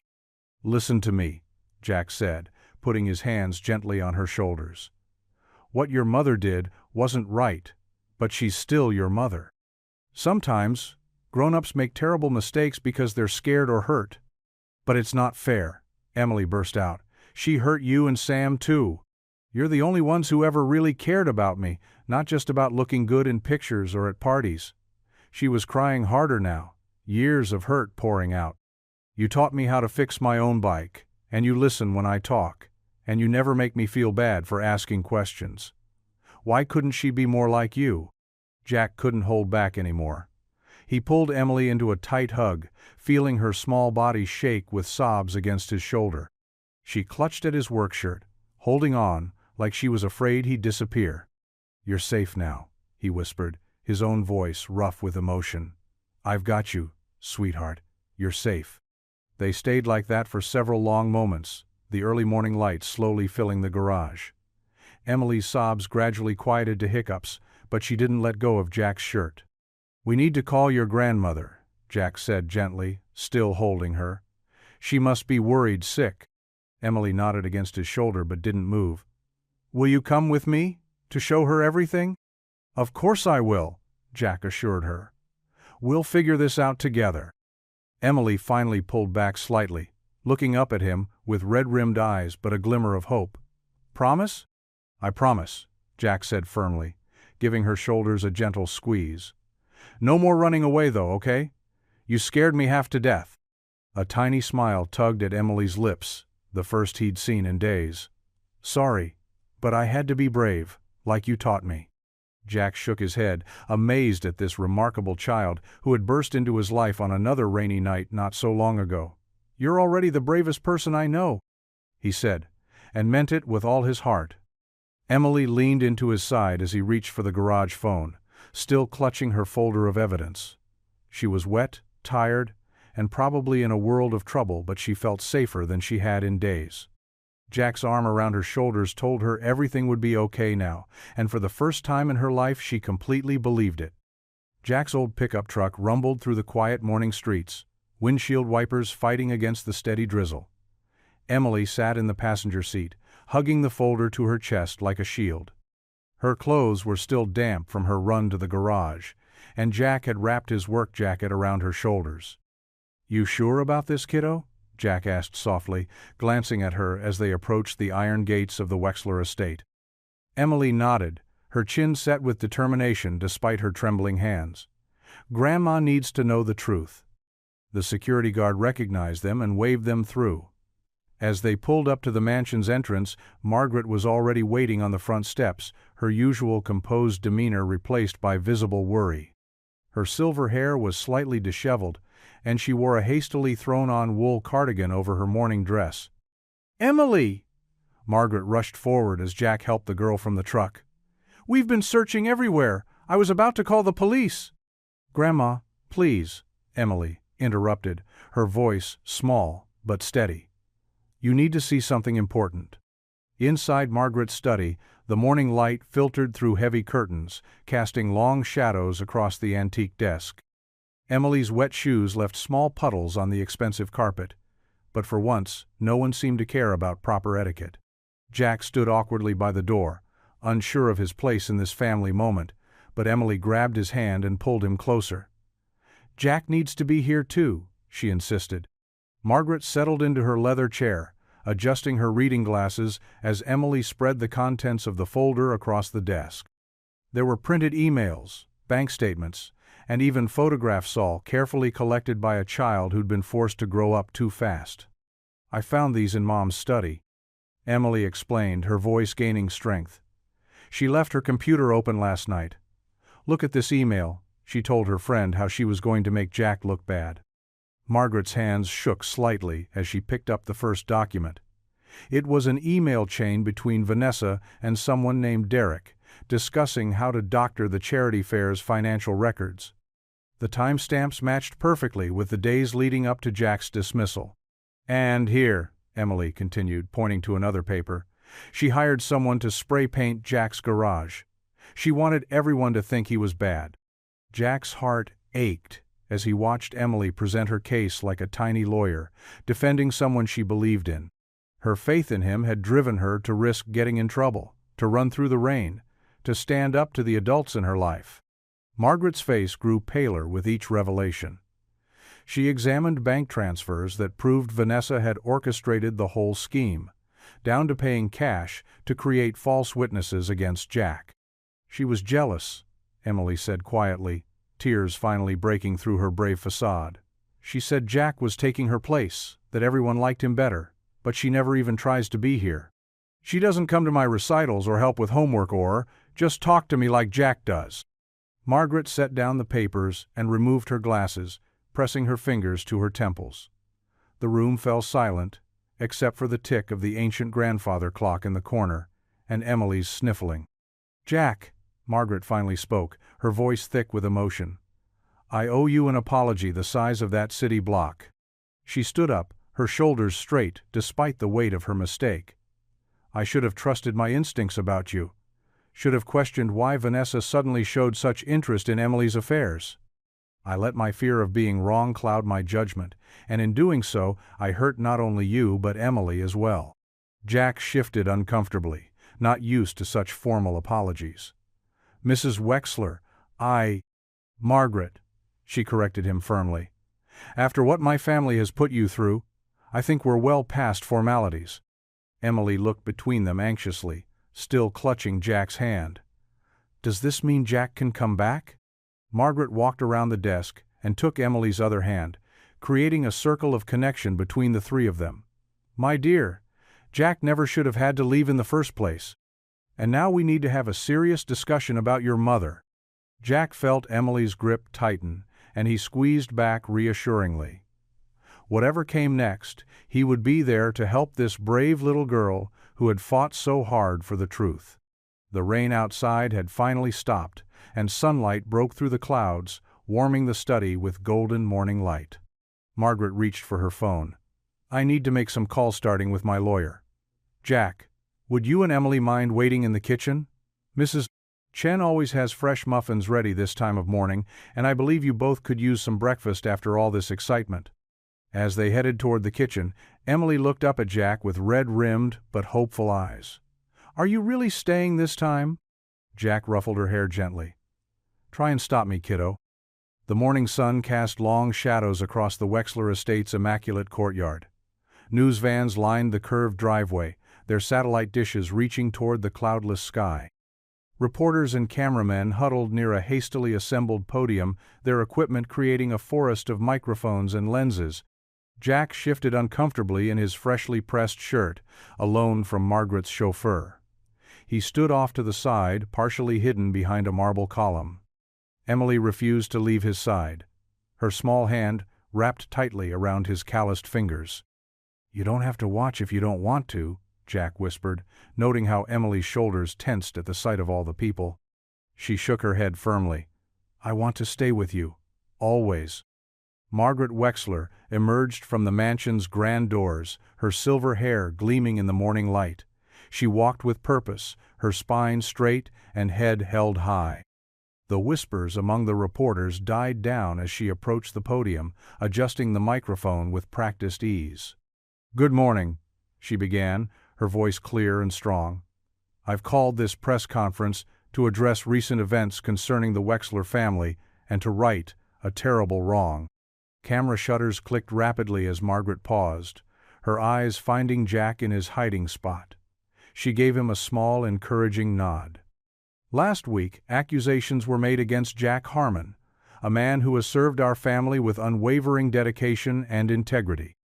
These accusations were false, deliberately fabricated to discredit a good man who has shown nothing but kindness to my granddaughter Emily." Jack felt Emily's grip tighten. He squeezed back gently, offering silent support. "Mr. Harmon first came into our lives on a rainy night when he found Emily alone at a bus stop. Instead of simply driving by, he stopped.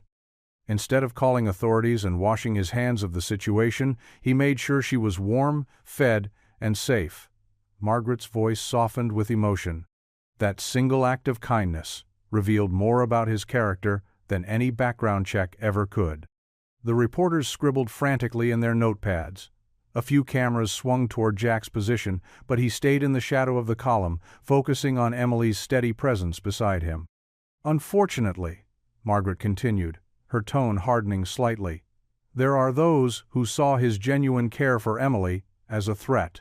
My daughter, Vanessa Wexler, orchestrated a campaign to discredit Mr. Harmon, including falsified financial documents and deliberate sabotage." A collective gasp rippled through the crowd.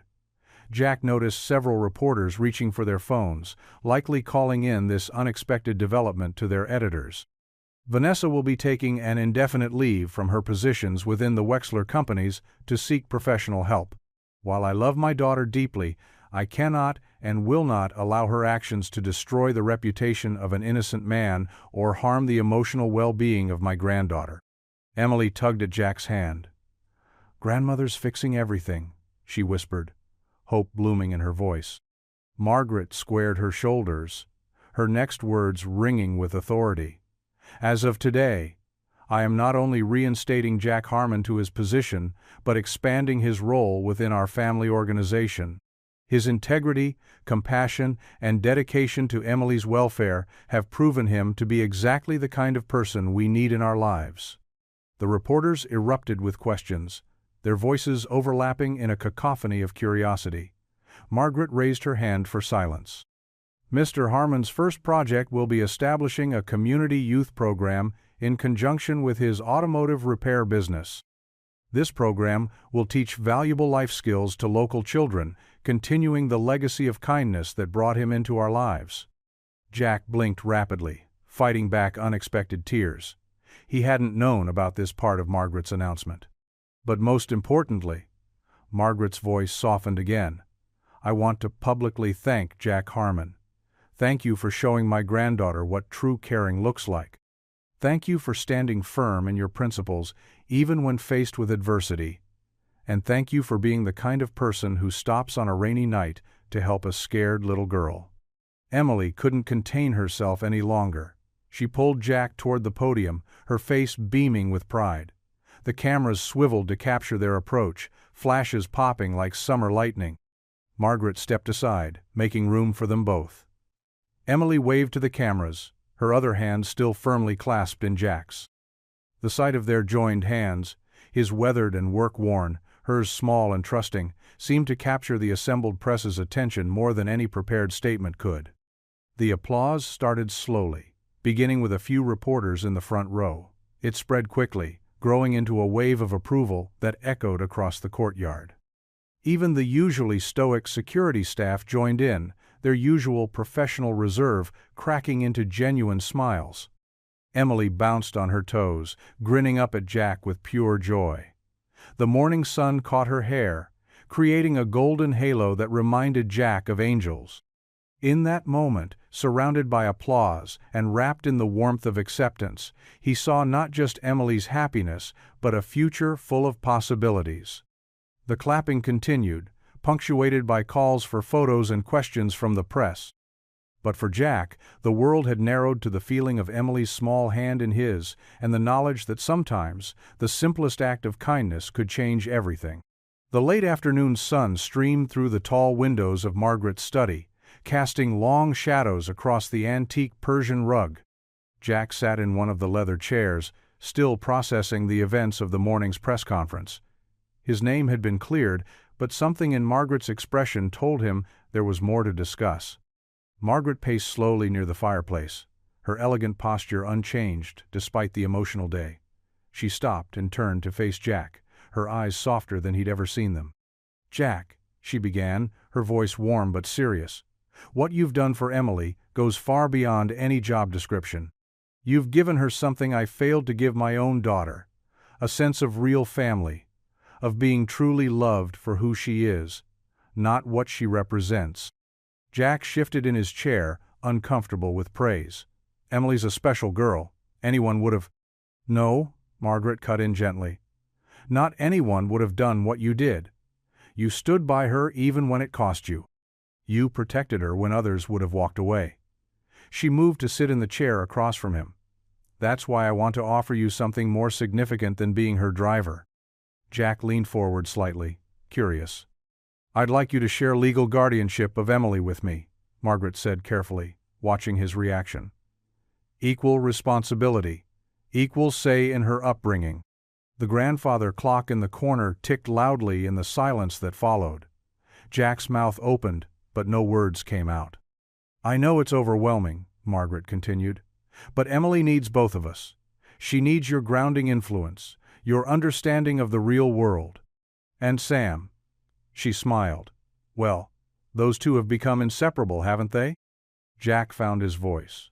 "Margaret, I I don't know what to say. This is—" he ran a hand through his hair. "Are you sure? I mean, I'm just a mechanic." "You're not just anything, Jack Harmon," Margaret said firmly.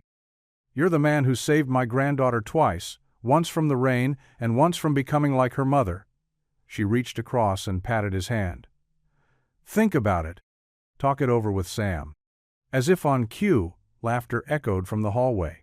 The study door burst open as Emily and Sam tumbled in, still wearing their clothes from the press conference. "Grandma, can Sam stay for dinner?" Emily asked, then stopped short, noticing the serious atmosphere. "What's wrong?" Margaret smiled. "Nothing's wrong, dear. In fact, I was just asking your friend Jack here if he'd like to be more than just your driver." Emily's eyes widened. "What do you mean?" Jack cleared his throat. "Well, your grandmother has asked if I'd like to help take care of you, officially, like a—" he hesitated. "Like a dad?" Emily whispered, hope lighting up her face. Sam stepped closer to his father, curious but cautious. "Dad?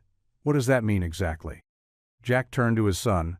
"It means we'd be spending a lot more time here. It means Emily would be like—" he glanced at Margaret, who nodded encouragingly. "Like family." Sam's face broke into a huge grin. "Like a sister?" Emily bounced on her toes. "Really? Really, really?" Jack looked at their excited faces, then back to Margaret. The doubt that had initially flooded him began to fade. He thought of his late wife, how she always said everything happens for a reason. Maybe this was why he'd driven past that bus stop on that rainy night. "If you're all sure about this," Jack said slowly, "then yes, I'd be honored." Emily let out a squeal of delight and launched herself at Jack, nearly knocking him out of his chair. Sam joined the hug, laughing as they all almost toppled over. Margaret watched, dabbing at her eyes with a handkerchief. "Well, I'd say that's settled then. We'll have the lawyers draw up the paperwork tomorrow." Emily pulled back, her face serious for a moment. "But I can still come to the garage sometimes, right? And Sam can still teach me about engines?" Jack chuckled. "Of course, that's what family does. We share our lives with each other." "And you'll still fix my bike when it breaks?" Emily asked. "I'll teach you how to fix it yourself," Jack promised. Sam grinned. "Yeah, and you can help us in the garage on weekends. Dad's the best teacher." Margaret stood up, smoothing her skirt. "Speaking of sharing lives, I believe we should celebrate. How about pizza? From that little place you two are always talking about?" "Tony's?" Emily and Sam said in unison, then burst into giggles. "The very one," Margaret said, reaching for her phone, "though I've never actually had pizza delivered to the estate before." Jack laughed. "First time for everything, right?" As Margaret placed the order, Jack watched Emily and Sam chattering excitedly about all the things they could do together now. His heart felt full, in a way it hadn't since before his wife passed away. Emily suddenly grew quiet and approached Jack, her expression serious. "Jack, is it okay if sometimes I call you Dad?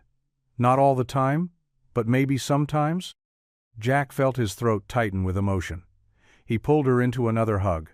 "Whenever you want to, sweetheart. Whenever you're ready." Emily reached out and grabbed Sam's hand, pulling him into the hug, too. "We're a real family now," she declared, her voice muffled against Jack's shirt. The autumn breeze rustled through the trees lining Main Street as Jack stood in front of the empty storefront.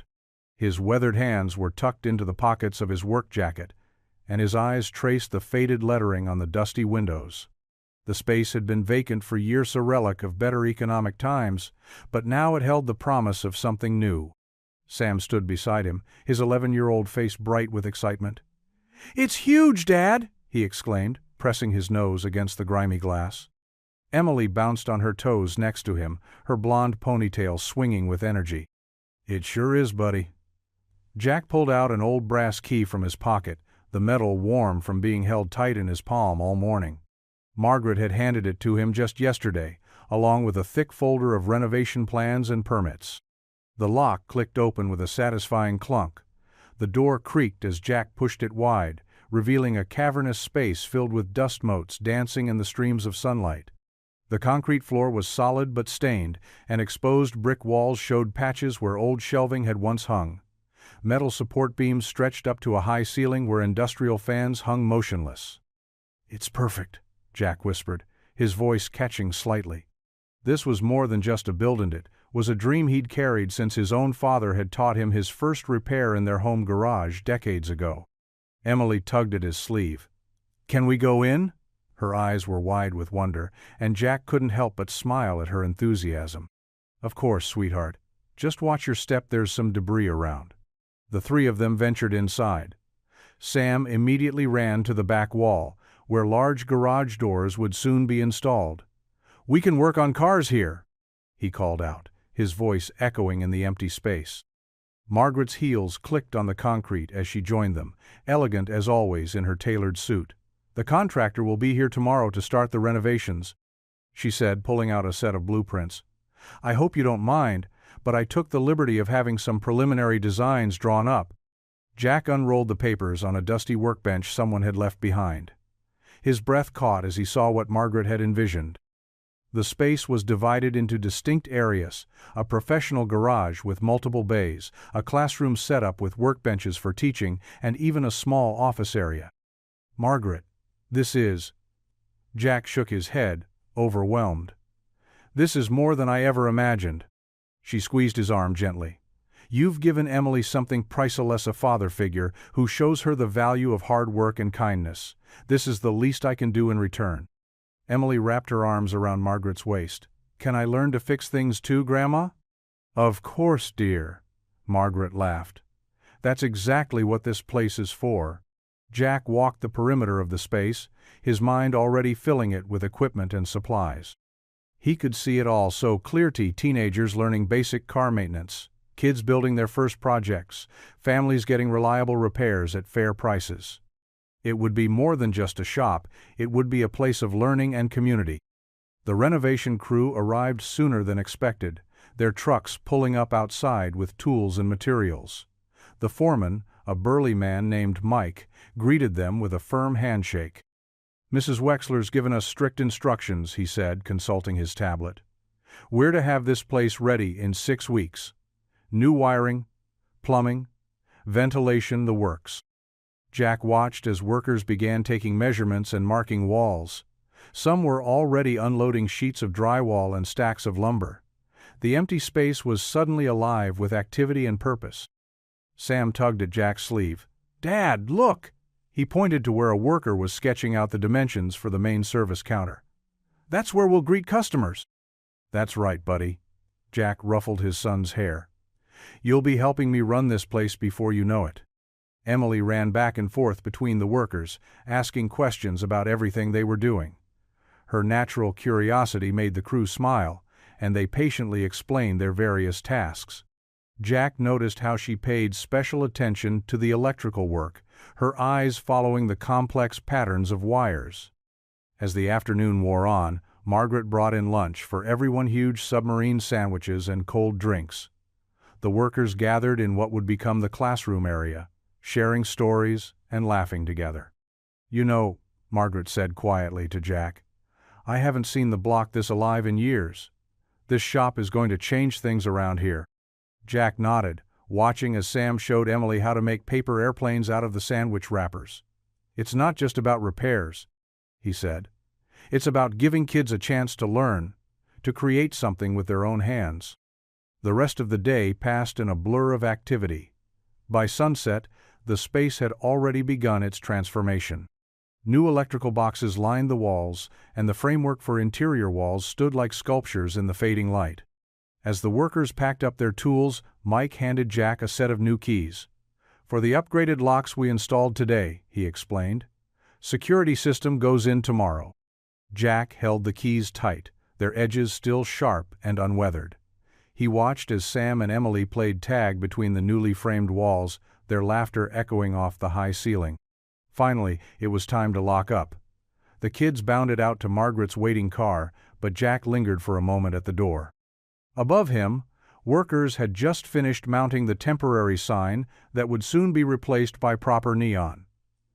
"Harmon, Son's Community Repair Shop." His fingers traced the words before he turned the key in the lock. The click echoed with finality, and Jack smiled, patting the door frame gently. Tomorrow would bring more changes, more progress toward this dream he'd never dared to voice aloud. But for now, this moment standing under the sign with his key in his hand felt like more than enough. The autumn breeze carried the sound of laughter and music down the street as Jack stood in front of his newly renovated shop. The red brick building gleamed in the morning sun, its windows sparkling clean and the fresh paint on the trim giving it new life. The Harmon Sons Community Repair Shop sign hung proudly above the door, its gold letters catching the light. People from all over town gathered on the sidewalk, creating a festive atmosphere. Folding tables lined the street, loaded with homemade cookies, sandwiches, and punch. Margaret had insisted on catering the event, but many neighbors brought dishes anyway, turning it into an impromptu block party. Jack's hands trembled slightly as he unlocked the front door. This wasn't just the opening of a repair shop, it was the beginning of something bigger. Sam stood beside him, practically bouncing with excitement, while Emily held his other hand, beaming up at him. "Ready?" Jack asked them both. "Ready," they replied in unison. The door swung open, and people streamed in, oohing and ahing at the transformation. Where there had once been empty space and dust, there were now neat workbenches, tool stations, and a classroom area with chairs arranged in a semicircle. The walls were decorated with colorful posters showing basic repair techniques, and a corner was dedicated to bicycle maintenance. Sam immediately took charge of the bike area, his confidence growing as curious kids gathered around. "First thing you need to know," he said, holding up a wrench, "is the right tool for the job." The children leaned in, fascinated as Sam demonstrated how to adjust brake cables on an old mountain bike. Jack watched proudly as his son explained everything step by step, just as Jack had taught him. Sam's voice carried clearly across the shop. "Remember, you want it tight enough to stop, but not so tight it drags."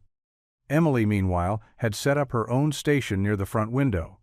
She'd convinced Margaret to let her organize an art corner where kids could design signs for the shop's walls. Paint bottles, brushes, and poster board covered a long table, and soon the area was filled with laughing children, creating colorful masterpieces.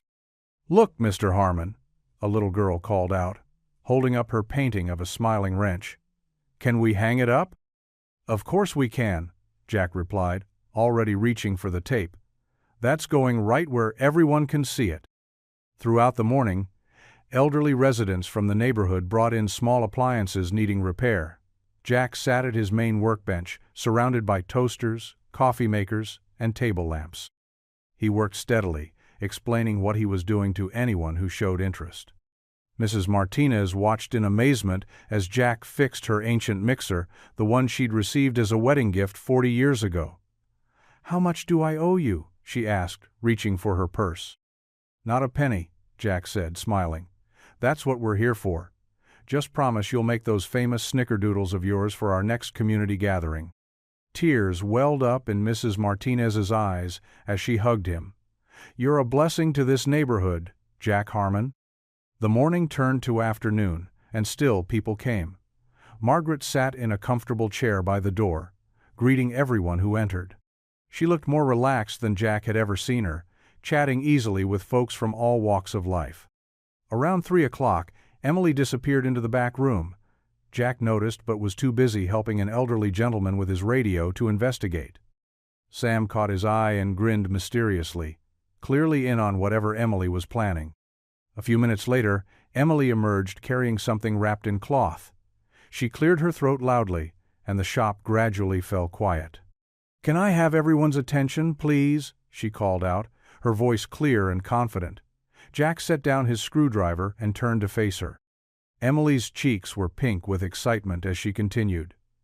"When I first met Jack, I was lost and scared. But he didn't just help me that night.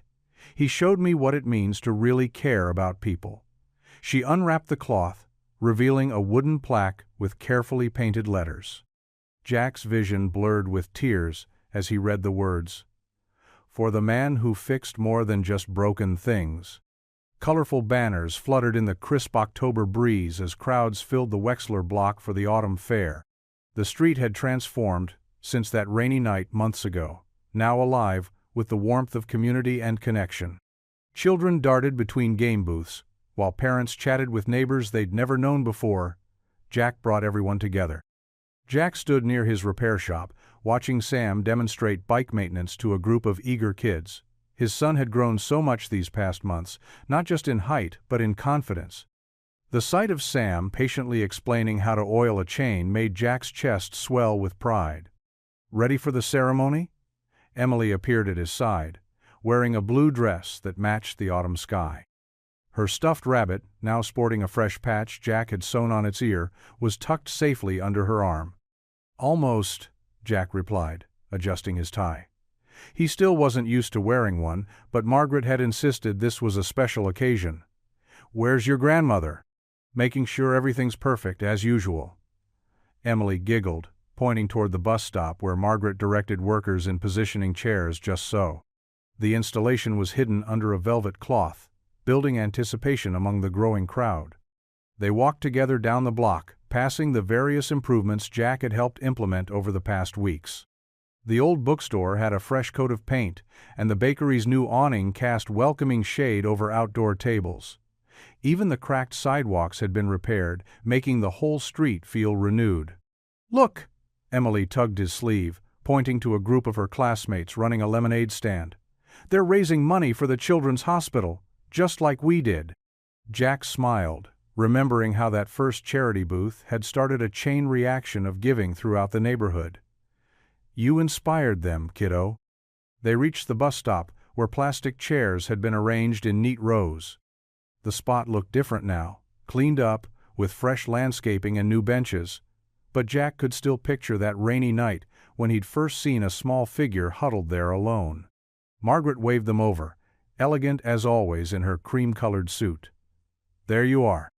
The photographer from the local paper just arrived. She straightened Jack's tie with grandmotherly affection. "Now remember, no crying during the speech." "No promises," Jack said with a chuckle, though his throat was already feeling tight. More people gathered as the ceremony's start time approached. Sam joined them, wiping grease from his hands with a rag. The mayor arrived, along with several prominent community members who had supported Jack's youth program. Even Mrs. Chen from the Chinese restaurant brought a tray of her famous dumplings for after. At exactly noon, Margaret stepped up to the small podium. The crowd fell quiet, save for the rustle of autumn leaves dancing across the pavement. "Many of you know the story," she began, her voice clear and strong despite her age. "On a rainy night not so long ago, a man driving home from work saw a little girl alone at this very bus stop. He could have driven past, many probably did, but Jack Harmon stopped." Emily squeezed Jack's hand as Margaret continued. "That simple act of kindness did more than just help one child. It reminded our whole community what it means to truly care for each other. Since that night, I've watched this block transform. Not just the buildings and businesses, but the hearts of the people who live and work here." Margaret gestured to the covered installation. "Today, we dedicate this plaque not just to commemorate that night, but to inspire future acts of kindness that can change lives." Two workers carefully removed the velvet cloth, revealing a bronze plaque mounted on a stone pedestal. Sunlight caught the engraved words, "In honor of kindness that changes lives." Applause broke out as Margaret stepped back, dabbing at her eyes with a handkerchief. Emily bounced on her toes, beaming up at Jack with pure joy. He tried to maintain his composure, but the emotion of the moment caught in his throat. The mayor said a few words about community spirit, but Jack barely heard them. His mind was filled with memories. Emily's first whispered words in the diner, Sam teaching her to ride a bike, family dinners that grew to include Margaret, the day the repair shop opened, and countless small moments that had woven them all together into something precious and real. As the ceremony concluded and people began to mingle, Jack found himself standing before the plaque. The bronze surface reflected the afternoon sun, making the words shimmer. Emily's small hand found his again, holding tight. "Are you crying, Jack?" she asked softly. He wiped his eyes with his free hand, not bothering to deny it. "Happy tears, sweetheart." "Me too," she whispered, leaning against his side. They stood there together, watching the fair continue around them. Children played tag between the booths. Elderly neighbors shared stories on the new benches, and Sam's voice carried over from the repair shop where he was still teaching. The whole scene was alive with the kind of warmth that only comes from a community that truly cares for its own. Jack felt Emily's hand squeeze his just a little tighter, and his eyes misted over again as he looked down at the girl who had changed everything. The plaque might honor kindness, but to Jack it honored something even more important, the family they had built together, right here on this block. The street fair's cheerful commotion faded as evening settled over Willow Creek. Paper lanterns strung between lampposts cast warm pools of light across the sidewalks, and the autumn air carried the lingering scents of cotton candy and roasted nuts. Jack Harmon walked between his two children, Sam on his left, Emily on his right, their footsteps echoing in comfortable rhythm against the concrete. Emily swung their joined hands back and forth, still wearing the flower crown she'd made at the craft booth. "This was the best fair ever," she declared, her voice carrying that special kind of happiness that only comes after a perfect day. "Even better than the last one?" Sam asked, grinning at her from Jack's other side. His face was painted like a tiger's, though the orange and black stripes had started to smudge from a long day of helping younger kids at the repair shop demonstration.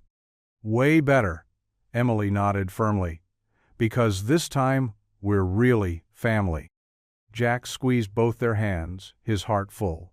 The shop windows glowed invitingly as they passed, the bakery with its fresh bread cooling on racks, the bookstore where Emily now had her own reading nook, the antique store whose owner always saved special trinkets for Sam to try fixing. Each storefront held memories from the past few months, little moments that had woven them together more tightly than any legal document could.